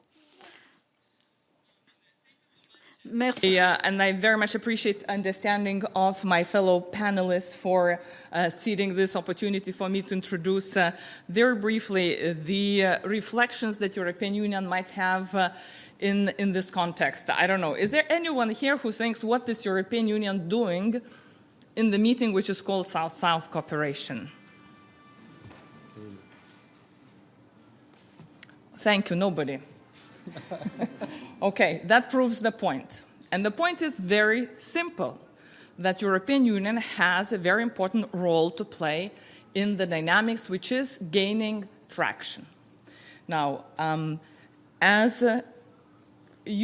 most of you probably knows, the South-South cooperation as such has been there forever. Nearly probably before you were born, I think. Most probably.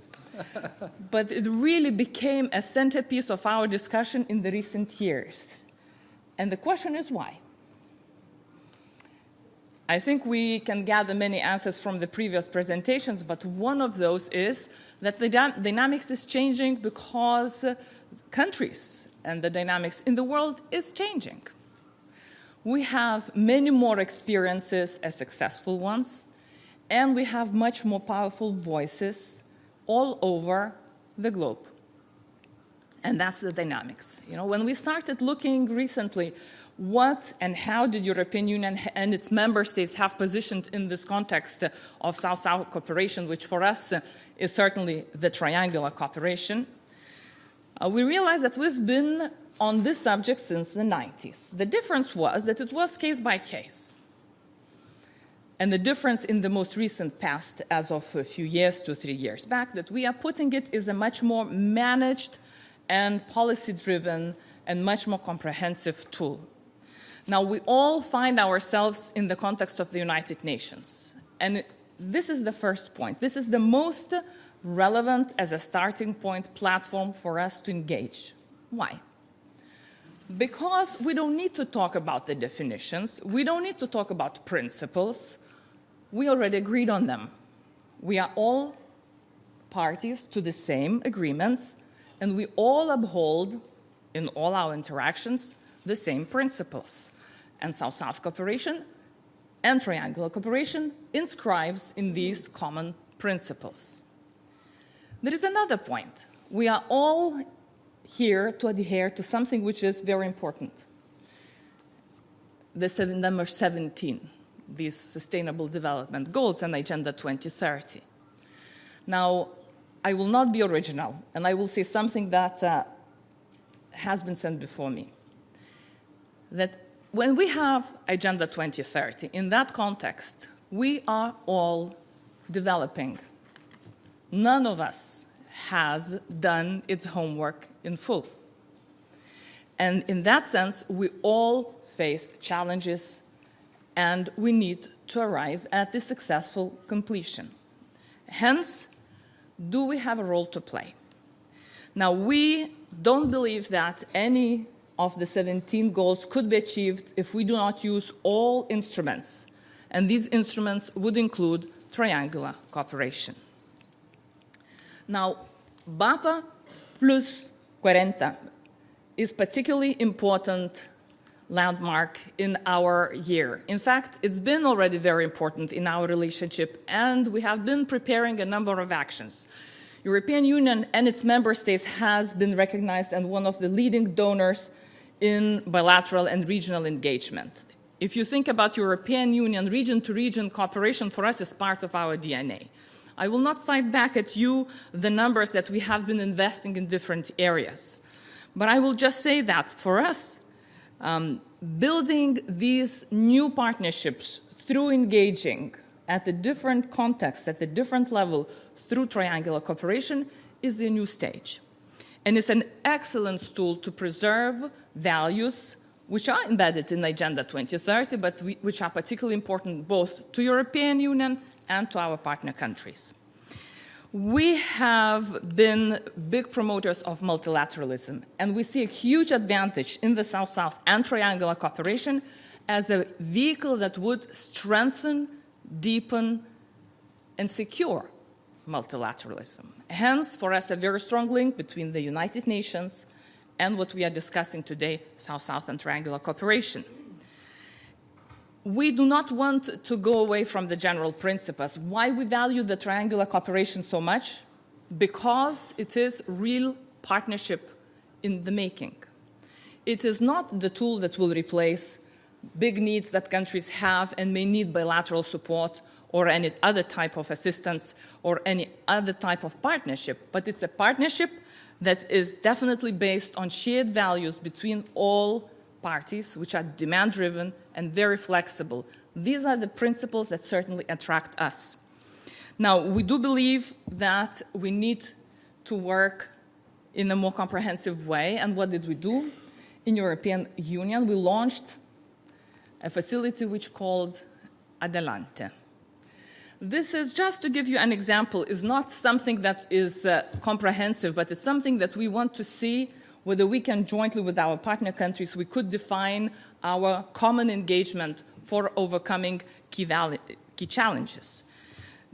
This is for us a program that is already very successful, which is very much driven. It's a small program, only 10 million euros, which is small in the relation with the funding that the European Union makes available to the partners in the region.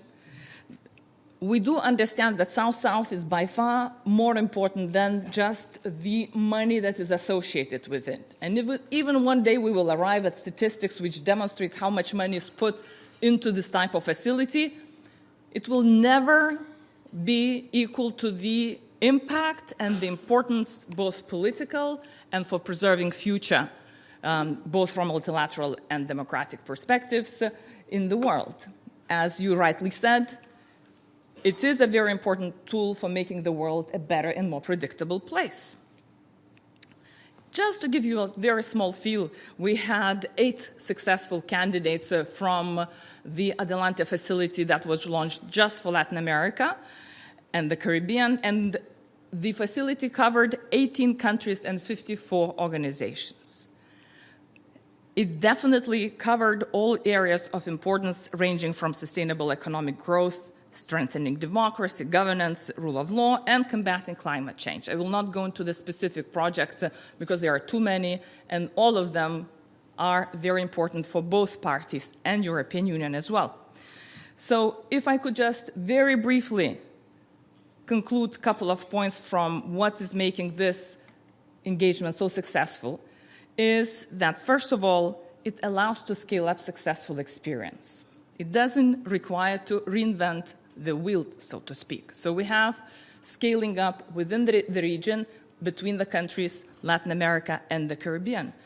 It does facilitate regional exchange and definitely confidence building and regional integration as such.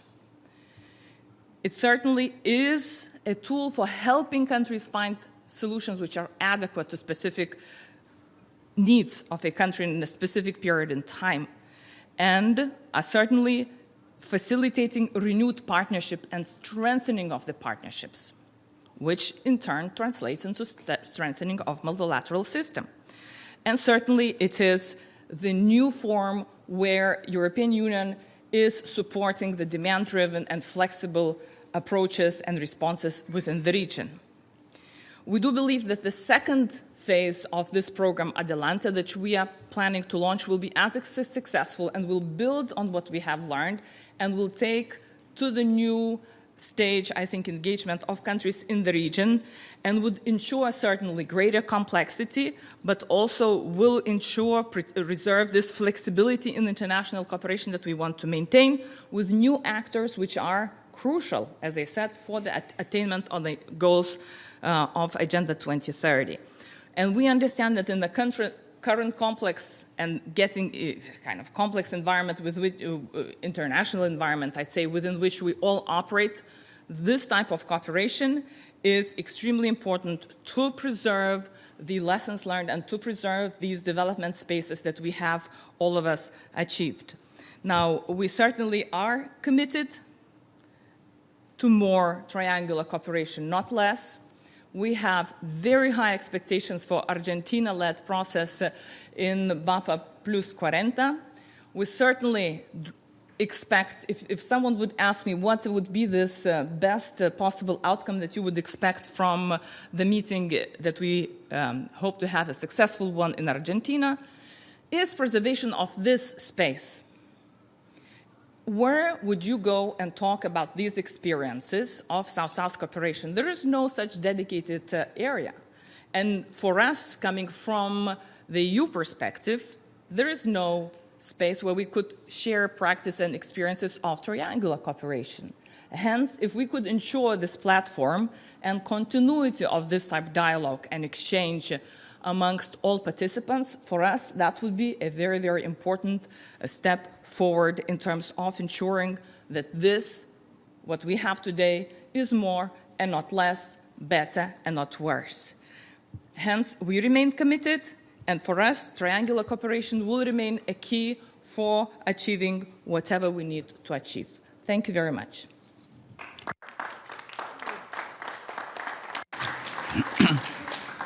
Merci beaucoup, Madame. Thank you very much. Since you need to leave, I wish to ask 2 or 3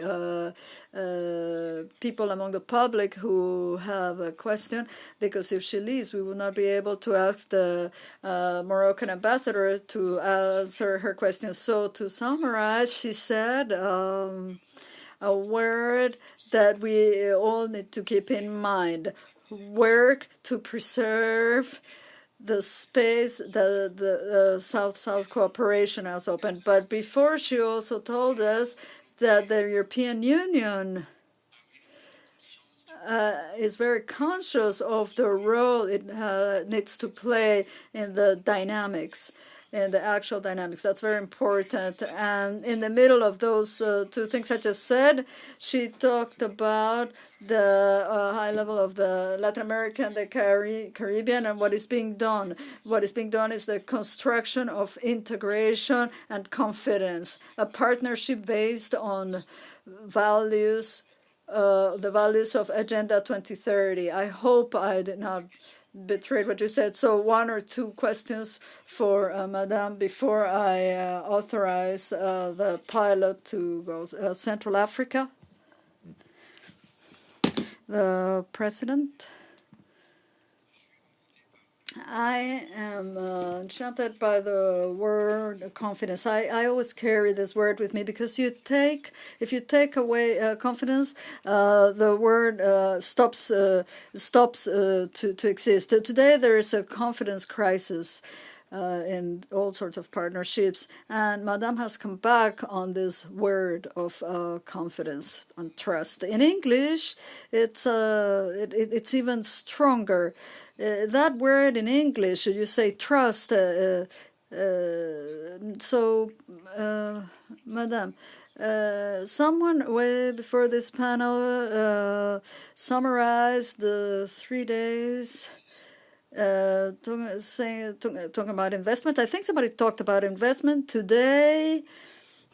Southern countries need more investment and technology. And if trust is not there, I don't know what will be the destiny or the common destination of that South-South and triangular cooperation. At one moment, we should be happy to know that things will be changing. Do you think that trust can be built together? That's my question. Mais un peu plus. Alors, the question is a little bit short. Okay, Mrs., you have a floor. I have a short answer. Yes. It was a yes. It was a yes. And I think that this forum is confidence building measures. If I take bilateral engagement. We have been discussing with individual countries. I will not name them because I will miss one and I will be in trouble. Much bigger monies would go into building roads, into promoting renewable energy, climate change. Much less would be needed to share best practices in changing the culture of, for example, green behavior, for the lack of a better word. And there, I'm sure, the regional experience, partners in the region, South-South cooperation, triangular cooperation could play a role. So here we are building confidence. None of the projects that we are engaging can be successful if we do not have confidence. What are we you were talking about non-governmental organizations. Complicated area. Really, you need to have trust. I mentioned areas like security and rule of law. You cannot start talking anything. How can you will exchange any information if you do not have trust and confidence? Governance, and I can go on. So for us, this is a factor of success, and I think this forum has a huge value added. Merci beaucoup, madame. Thank you so much. I forgot to precise that they have 4 minutes each of them. The speakers have 4 minutes each of them. Because you have talked a lot, those who are going to follow you or have the misfortune to pay for it, I'm going to reduce the form. But to sum up, trust, we can build trust. Do not lose the time that man is a person, is a situational being. Trust is something that we build. You don't dictate trust, you build trust. That's why we're here. I would like now to ask and to beg Mr. Sihum to share with us the initiatives to target, to be able to reinforce the South-South cooperation in Turkey.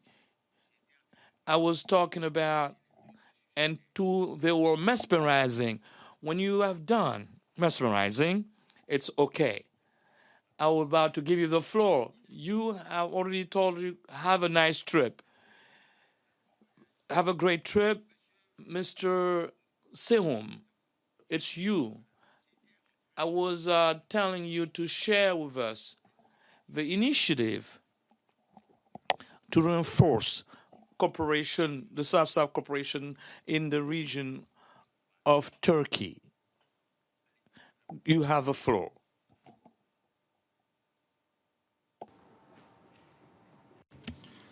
Thank you very much for the floor. Excellencies and dear participants, I'd like to first express my gratitude to the organizers of this forum, United Nations Office for South-South Cooperation, Japan International Cooperation Agency, and Islamic Development Bank for planning and inviting us to such a significant event. It's an honor and privilege for me to be part of this discussion at the high-level forum of Directors General at this prestigious venue today. Ladies and gentlemen, nowadays we need to enhance cooperation within the international community more than ever, given the emerging global challenges such as extreme poverty, food crisis, violent extremism, climate change, and illegal migration. These global challenges require collective responses, as recognized by the 2030 Agenda for Sustainable Development. In this regard, South-South and triangular cooperation serves as a key platform that's complementary to the other cooperation arrangements worldwide. This cooperation framework is more dynamic, result-oriented, and based on the equal footing of all actors involved and to the benefits of stakeholders. Since our establishment in 2009, the Turkey Council continuously focuses on the enhancement of South-South and triangular cooperation among our member states, which are Azerbaijan, Kazakhstan, Kyrgyzstan, and Turkey. They individually contribute to strengthen cooperation and firmly support the activities carried out by the Turkey Council. As it is highlighted in the Turkey Council, United Nations Office for South-South Cooperation Joint Report that was launched in New York on the margins of 72nd session of United Nations General Assembly, the Turkic Council has built a platform for South-South cooperation that facilitates the fostering of knowledge and experience sharing among its members. The Turkic Council is taking an active role in raising awareness in South-South and triangular cooperation in the region as well as globally. It serves as a matchmaker and supporter in the development of its member states. It also works to consolidate partnerships with international organizations, academia, and the private sector, incorporating the sustainable development priorities defined in the national agendas of its member states. One concrete example to this end is cooperation in the field of tourism. Since 2014, as an initiative of the Turkey Council, the vocational training program for tourism employees has targeted relevant ministries, tourism associations, and educational institutions of Azerbaijan, Kazakhstan, and Kyrgyzstan to enhance cooperation and coordinations among them. To the date, more than 1,100 tourism employees benefited from the trainings. From the perspective of gender equality, we are glad to report that almost 50% of the trainees were women. The training sessions were instrumental in building capacity in the service sector through experience sharing. Another example of effective cooperation is in the diplomatic field. To that end, we are organizing the Young Diplomats Training Program annually, and so far, 112 junior diplomats from member and regional states have benefited from the training. A third area of beneficial cooperation is in the field of youth. Since 2015, the Turkey Council has organized many meetings and coordinated various projects in this area. For example, we have organized 3 international youth camps, 2 international youth festivals, and 1 youth camp workshop in the member states with the participation of over 1,500 youngsters and youth leaders. In aiming to strengthen the relationship among the youth organizations, we also created a youth platform that brings them all together under one umbrella. Before I conclude, I would like to point out that violent extremism and radicalization are huge risks to the security and therefore to growth and prosperity. At the Turkey Council, we recognize the challenges for radicalization in our region and provide a forum for discussion through the annual security consultations among the foreign ministers of the member states. As an example of cooperation in this area, we co-organized with the United Nations Alliance of Civilization an international conference on the role of youth in preventing and countering violent extremism in 2016, bringing together 300 young leaders and experts from 40 countries from Africa to Central Asia. After the conference, the Turkey Council and UNDP worked together to co-design an online academy on preventing violent extremism. These 2 years train-the-trainer project offers an innovative learning facility that will provide young people with strategic skills, knowledge, and tools through interactive approaches. Distinguished participants, as a committed international actor, the Turkey Council prioritizes the values of South-South and triangular approach and is working collaboratively with its regional and international partners in contributing to the sustainable development. We are committed to further expand South-South and triangular approach in our member states and in our region by promoting and engaging in South-South cooperation solutions to the development challenges our world is facing. Thank you for your attention. Merci beaucoup. Thank you so much. We have talked more than 4 minutes. You talked for 6 minutes. The following, I have to sum up. You entered the Council of Turkey, who's committed for the promotion of South-South cooperation and triangle in our region. What is interesting, that the Council is put it at its heart, the youth and the gender. And it was element in the cooperation of South-South. I mean, the spaces has a future. We thank you, sir. Mrs. To my left.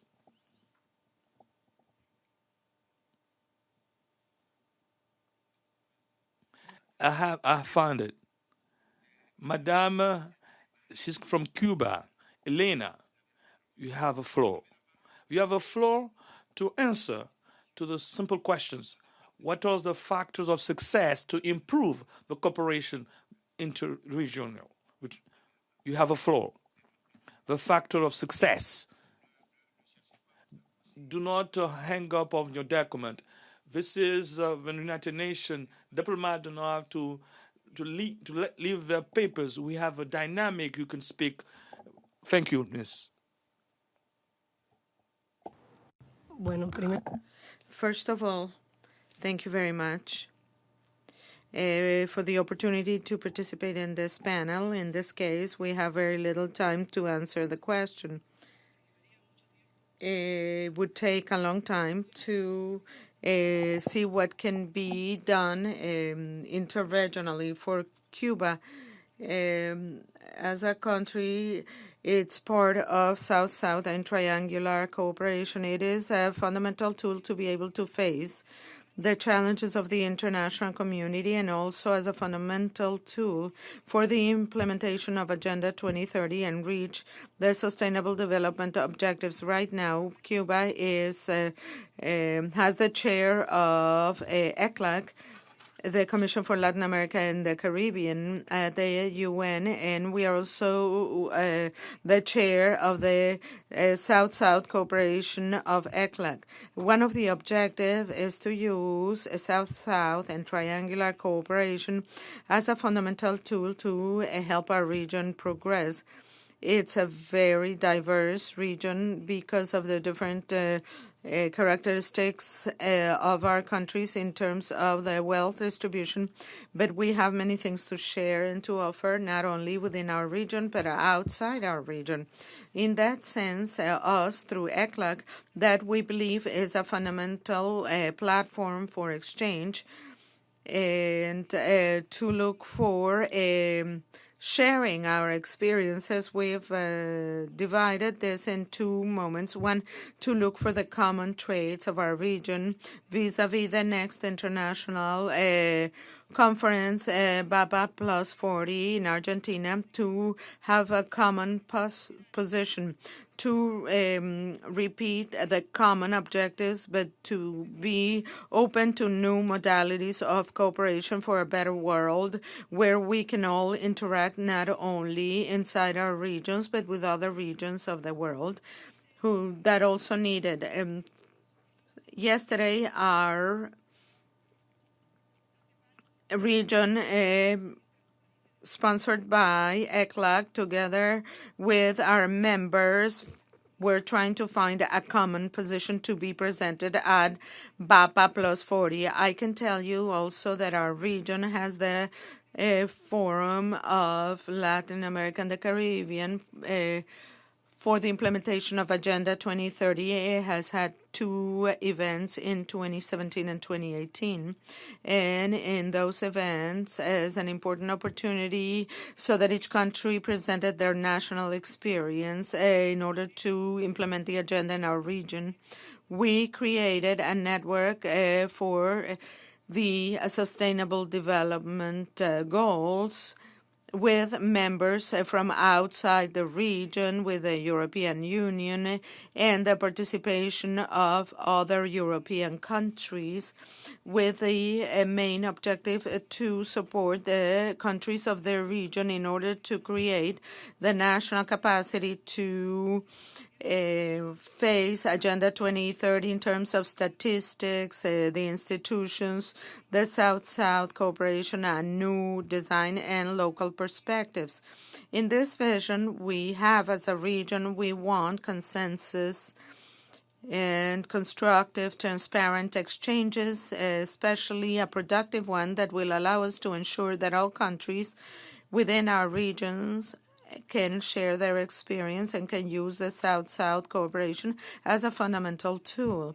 Also, Cuba, as a chair of the South-South Cooperation Committee, also fosters a cooperation with other regions. We work closely with Europe, but we also work with other regions such as Asia, Africa, and Cuba in particular has a very well-known experience from the cooperation program we have with all the countries of Latin America, the Caribbean, Asia, Africa, and as a country and as a chair for Latin America and the Caribbean, we want to continue working with this experience. We believe that the cooperation within the region and interregional is fundamental, and we must continue looking for dialogue spaces to be able to exchange and share that vision in order to reach a better world and to reach the implementation of the SDGs and the 2030 agenda. Muchas gracias, señor. Trois choses. Three things. In the region, Cuba is at the heart of cooperation, South-South and triangular cooperation. Secondly, the region outside Cuba is making South-South cooperation as a fundamental tool to help the region to move forward. And the last thing is that in the region, there is a forum for from that forum to implement the Agenda 2030. In 3 points, I sum up what we have said. Mrs. Marcella, you have a floor, and it told me that you are an extraordinary lady. When it's 4 minutes, it's 4 minutes. You're gonna make it obvious now. Thank you so much. Alors, Mi intervención agradeciendo a los organizadores de la conferencia que llevan trabajando tantas semanas. Let me begin by thanking the organizers of this meeting that have taken weeks to organize this meeting. We've been working in these multilateral policies, and many times what happens is that we feel our work is intangible. So we spend hours and days discussing whether we can put a comma here or there, or if crossing our T's, and whether we should use the infinitive, or if it's an action verb, or is it whatever. And we seem to lose the actual practicality of the work. And South-South cooperation is, in fact, that is the concrete aspect of multilateral policies, and particularly of regional policies. You were asking earlier, how do you generate trust? Well, you do that by showing people that we are working on specific things that are important for the people.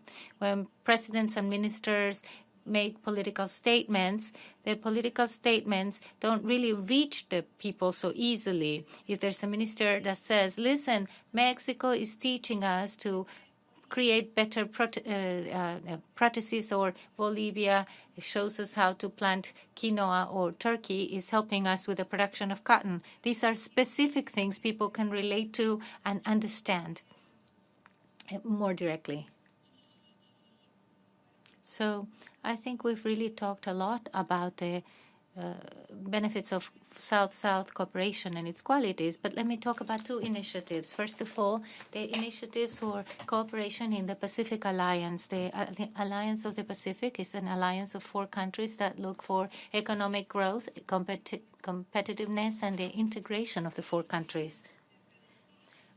It was created in 2011, and to date we've had some results and outcomes that speak well of this South-South cooperation. We have 2,240 students that have had one university semester in another country that's a member of this alliance. 232 young people who volunteer in orange economy initiatives, park rangers, and social economy. We have 98 children from vulnerable populations who have participated in sports events.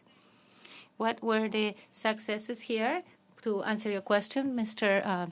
Chair, is because these young people may not otherwise have a chance to travel to another country. This way, they grow as people, and someday they will also promote a closer union between our 4 countries. We have the Mesoamerica project, and this project is interesting because it focuses on the challenges of the region. It's not imposed nor worked, and it's an agenda that is issued from the needs that we have. We have health plans to prevent, control, and monitor tropical diseases that were rare, like dengue, chikungunya, malaria. We work together to see how we can improve our health systems and health coverage.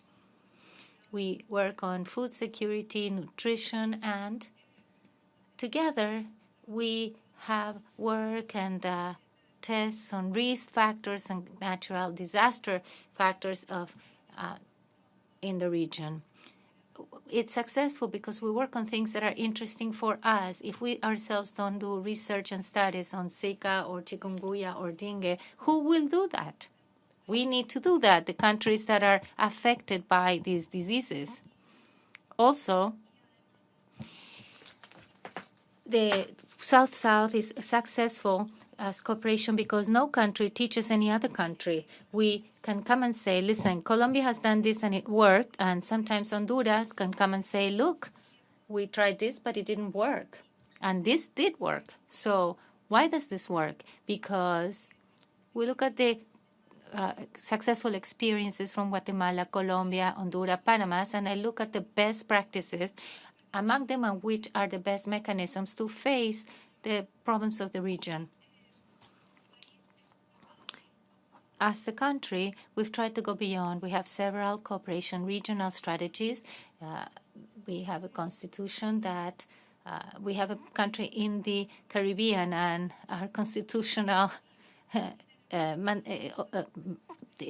duty is to look at the Caribbean. So we've worked with 25 countries in bilingualism, disaster management, food security, and technical training.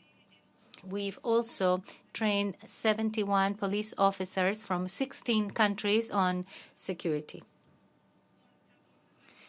There are 14 countries of Southeast Asia which have had cooperation programs with us in systems of promotion and social protection and tourism, climate change, and managing disaster risks. We've worked with Africa to train 97 officers from 20 African countries. The numbers may sound really nice, and they sound like it would be easy to have cooperation with other regions of the world. However, those of us who have actually worked on this know this isn't so easy. On the one hand, it's difficult because we have huge time differences. If we want to have a video conference, we finish at 10 p.m. in Colombia, but in the country in Africa, it's probably 6:30 in the morning. Another issue in Latin America and Asia and Latin America and Africa is that we have no direct flights. If you look at the distance between us, it's not so big, but it turns out that we need to always stop by Europe, which makes it a longer trip, more expensive, and more hours of work. There are other problems. For instance, we have different institutionality.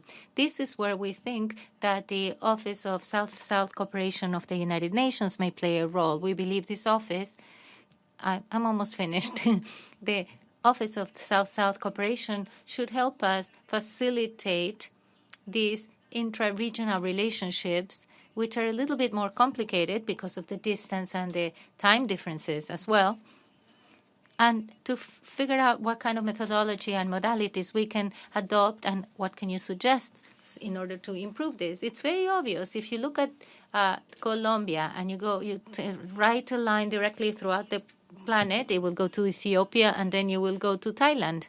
So it makes perfect sense to have experiences to exchange and share, although it isn't easy, and that's where we need the support of the Office of the United Nations. Thank you very much. Merci beaucoup.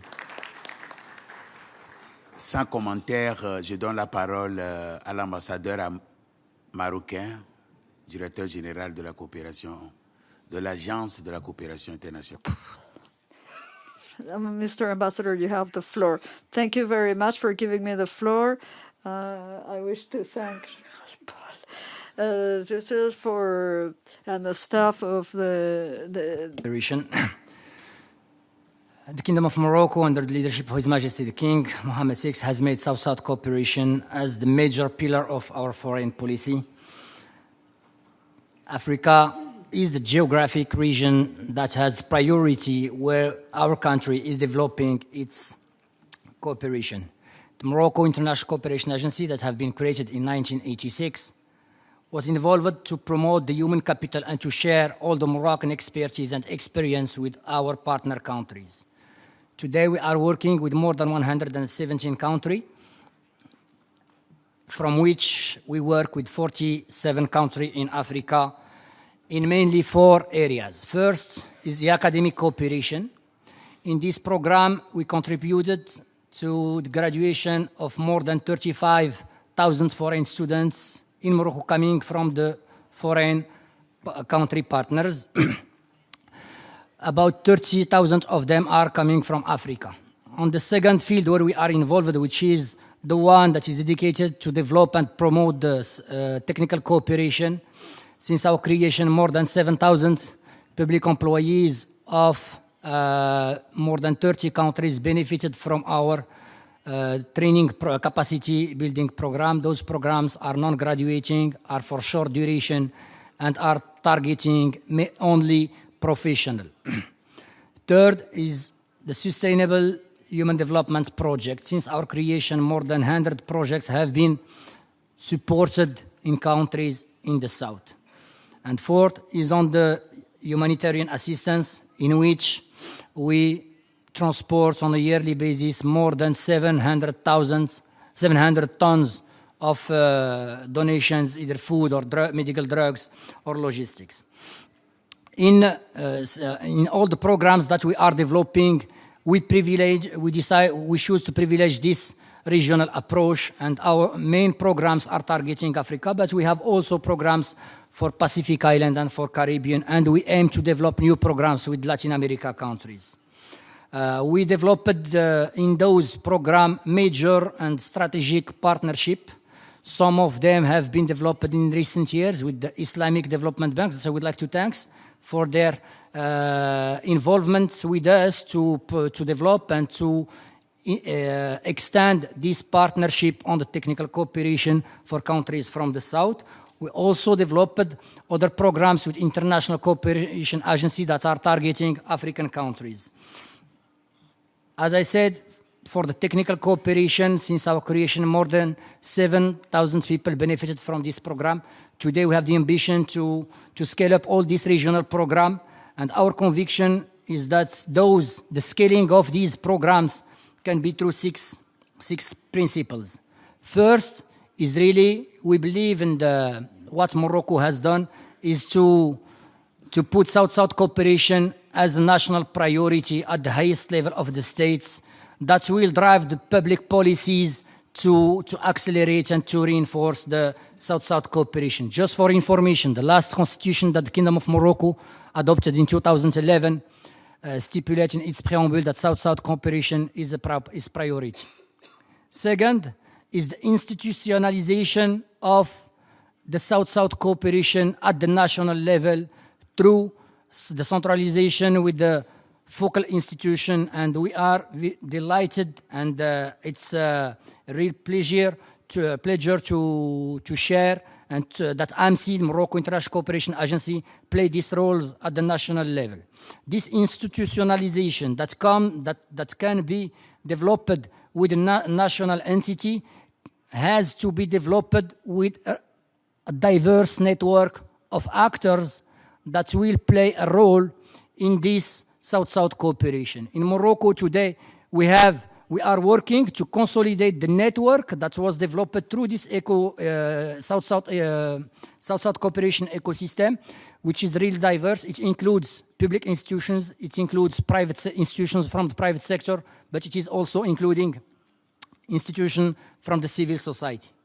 Third, it is the third principle, and we are convinced since 2 years we started developing this South-South cooperation not only towards government and public institutions, but we are developing new programs that is targeting non-state actors, but also in our network, we develop this program with non-state actors, such as actors from the private sector and the civil society. And we really believe that BAPA Plus 40 should be a new momentum in the South-South cooperation, where worldwide mobilizations should be launched. The fourth principle to develop this South-South cooperation is also the financing and the capacity of making the leverage. Today, we are really happy to see that the Morocco International Cooperation Agency is making a real shift and developing a new partnership with international institution, with international organization, with international cooperation agency that make the choice to sponsor, to support the programs through triangular cooperation on what our agency is doing at the regional level, mainly in Africa, but we hope that this program will be extended to other regions. The fifth principle, and again, is the one linked to the modernization of this South-South cooperation through the capitalization on technology. Technology today is long-term trend, and we really believe that using new technological tool you can develop, you can foster this program, you can be more reactive, you can also, the time of doing it can be, and the process of performing this kind of program could be shorter. And finally, it's the one which is linked to communication, marketing, and sharing information. This fora that we are attending today is one of the major important events that should be attended, but I think this kind of fora should be extended, developed at the regional level, at the local level, and that will provide the ability to each actor that are involved in this dynamic to share its project, to share its program, and thank you. So those are the 6 main principles that we really believe from our side it could be shared and it will accelerate and scale up this South-South cooperation and triangular cooperation. Thank you. Merci beaucoup, Monsieur l'Ambassadeur. Thank you, Mr. Ambassador. So I have no comments there. Now I give the floor to the last panelists. We have less than 20 minutes because the public have a lot of questions. I see you. Okay, just go. Now you have the floor. Thank you, moderator. Excellencies, ladies and gentlemen, it is my pleasure to present the key outcomes of the Asia-Pacific Director General's Forum in South-South and Triangular Cooperation. Just last Tuesday, 27th of November 2018, I had the honor to co-chair the second session of the Asia-Pacific DG Forum as a special event of the Global South-South Development Expo. It was organized by the government of Indonesia and ESCAP, who the distinguished representatives are sitting over there, with the support from the UN Office for South-South Cooperation. It was attended by many participants from 18 countries in Asia and in the Pacific, and the Pacific Islands Development Forum attended also the meeting. The forum comprises of Director General and heads of the agencies or units responsible for international development cooperation, including South-South and Triangular Cooperation. Its aim is to share knowledge, good practices, and lessons learned, and to coordinate technical cooperation initiatives in the region. The objective of this session was to review and articulate the region's South-South and Triangular Cooperation priorities in the context of the second high-level United Nations Conference on South-South Cooperation, or BAPA Plus 40 Conference. The objective of this this meeting was a follow-up of its inaugural session in June 2018 in Bangkok, in conjunction with the regional consultation on South-South cooperation in Asia and the Pacific, which was organized by the UN Economic and Social Commission for Asia and the Pacific, ESCAP, the UN Office for South-South Cooperation, and the Government of Thailand. The first Asia-Pacific DG Forum was chaired by Thailand International Cooperation Agency, TICA, whom we are very grateful to. The forum brainstormed on ideas that respond to the regional demand and direction, as well as the means and to delivering results-oriented development cooperation. The forum also decided to continue this useful exchange and to meet next on the sidelines of the Global South-South Development Expo in New York. The second session of the forum, which was held last Tuesday, reaffirmed the outcomes of the first session held in Bangkok and reiterated the importance of some key issues. Allow me to highlight some of the key conclusions of the forum. First, Asia and the Pacific is the most diverse region that includes least developed countries landlocked developing countries, and small island states, as well as middle-income countries, developed countries, and some of the world's largest economies. Several least developed countries have recently graduated to middle-income countries and have joined other middle-income countries as providers of South-South and triangular cooperation, while at the same time they continue to be the user of these development cooperation modalities. Second, capacity building of certain institutions is needed to enable them to implement South-South cooperation initiatives. Human resource development and knowledge sharing should remain at the heart of technical cooperation. The Asia-Pacific countries offer a wealth of knowledge, good practices, and lessons learned. Many have established centers of excellence, which could be utilized in strengthening management and implementation of South-South cooperation. Third, South-South and triangular cooperation should be demand-driven and should respect local culture diversity. They should complement and synergize with North-South cooperation, not substitute it. In this respect, common but differentiated responsibilities should be reaffirmed, particularly in Asia and the Pacific. A set of principles on South-South cooperation adopted by G77 in 2008, which guided by the preparatory process of the first high-level UN conference on South-South cooperation, should guide the preparatory process for the BAPA plus 40 conference. Fifth, it is vital to mobilize sufficient financial resources to promote South-South and triangular cooperation. In this context, innovative financing models such as venture capital and equity funds should be explored, in addition to the conventional funding resources. Six, coordination of South-South and triangular cooperation both domestically and internationally at global, regional, sub-regional levels is critical for South-South cooperation to succeed. The need for a regular regional forum on South-South cooperation to discuss regional priorities and actions was highlighted.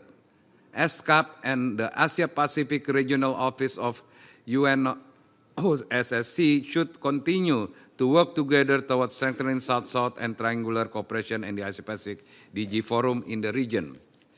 7. Multi-stakeholder partnerships between government and non-government actors were highlighted. Governments need to engage with other stakeholders, including the private sector, philanthropies, civil society organizations, and academia. 8. There is a need to continue to tell the success story of South-South cooperation and assess their impact. In this connection, there is also a need to develop a mutually agreed voluntary reporting mechanism for South-South and triangular cooperation. In this respect, the use of 3 C's, coherence, coordination, and complementarity in South-South and triangular projects was highlighted. BAPA plus 40 should contribute towards developing an accepted methodology. 9. South-South cooperation indicators should continue to be aligned with the 2030 Agenda of Sustainable Development. And lastly, the Asia-Pacific DG Forum should result in concrete actions rather than become just another discussion forum. To this end, ESCAP, UNOS, and other partners should assist countries in documenting and sharing good practices and developing platform matchmaking the needs and resources available. A more comprehensive chair summary will be issued in the near future. I thank you. Merci beaucoup. Ladies and gentlemen, we still have 11 minutes to listen to the questions. And in those 11 minutes, they need to answer. And we need to arrive to a conclusion. 3.5 minutes for questions, 2.5 minutes to answer, and 8 minutes for a conclusion. So you have the floor. À ma droite, Nothing. I see on my right and my left, nothing.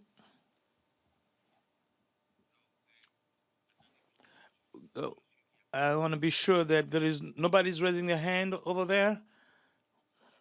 Okay, the Central African Republic has the floor. Thank you, Mr. President. I'm going to speak quickly. My question is addressing to Colombia and Cuba. I think that Colombia has an example, a successful example in the concept of peace and agreement with armies. And as far as I know, are you committed to share those experiences with other countries? We have similar challenges. Can we talk about it? With Cuba, Cuba has a wonderful program in medicine. What are the percentages we would like to learn from you guys as well, as a Central African Republic? The delegate of Scientific concerning Colombia, Colombia wanted to share with us those certain fields that they work, health, food security, even security. It was right for you to call Colombia so that she can say something about it. As far as our friend from Cuba, Mrs., you got the first one. I give you the floor because in 1 minute you can give an answer.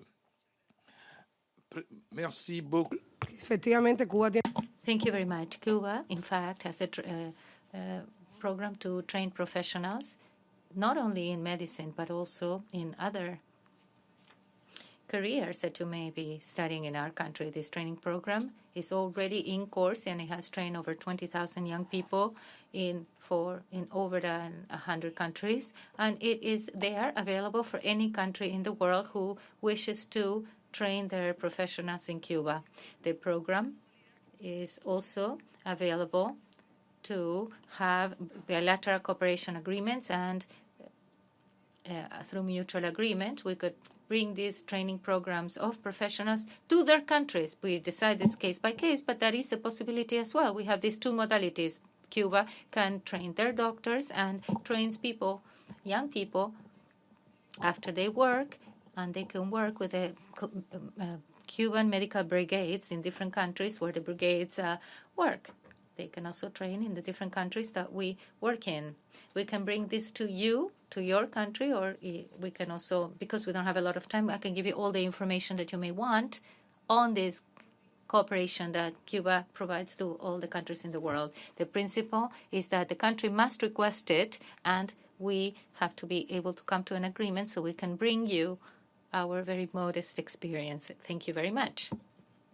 Monsieur de la Centrafrique. Mr. of Central African Republic, you have the floor.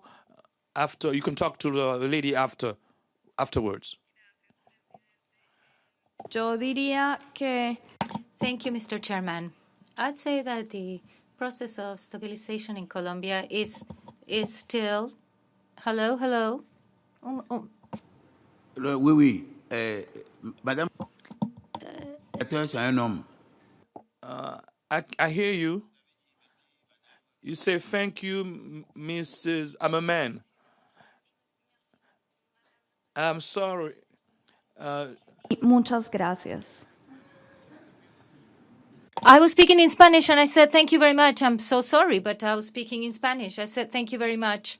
Perhaps there was some misunderstanding there. But the interpreter has said, thank you, madam, whatever, and I had to tell you. Otherwise, everything is possible. But anyway, you have the floor. Well, thank you very much. What I was saying is that the peace process in Colombia is still something we're building on. It is a learning experience as well. We are learning a lot. Part of what is at stake, particularly to reinsert former combatants, is so that they can have a job and they can earn money. So we're working with cooperation because you need to create, for instance, alternative farming instead of illegal drugs, and make sure that these things can be sold in market. This is a process that we're learning as we speak. In order to answer your question, South-South cooperation also depends on demand. We haven't had demand for this. If a country would come to tell us, we would like you to share your experiences with us, then we would sit down and evaluate what it is that we can actually share and what has been successful. But this is not something we go around offering to see whether anyone is interested. We rather respect the countries who want to receive this cooperation. Thank you. La probabilité. The chances that we have 3 minutes is not. Last question. No more questions? Yes, sir?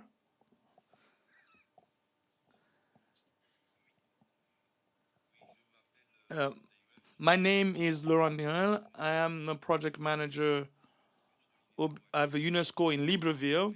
I wanted to thank the representative of Morocco for the example of a cooperation South-South. I'm very happy to learn that in the constitution, on the preamble of the Morocco Constitution, the cooperation South-South is a priority because I'm myself the product of this cooperation.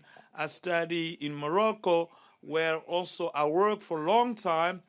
And when I see national autonomy, I have a feeling it's my own country. I have a lot of respect for Al-Malik, and because I am who I am because of Morocco, and I want to thank you.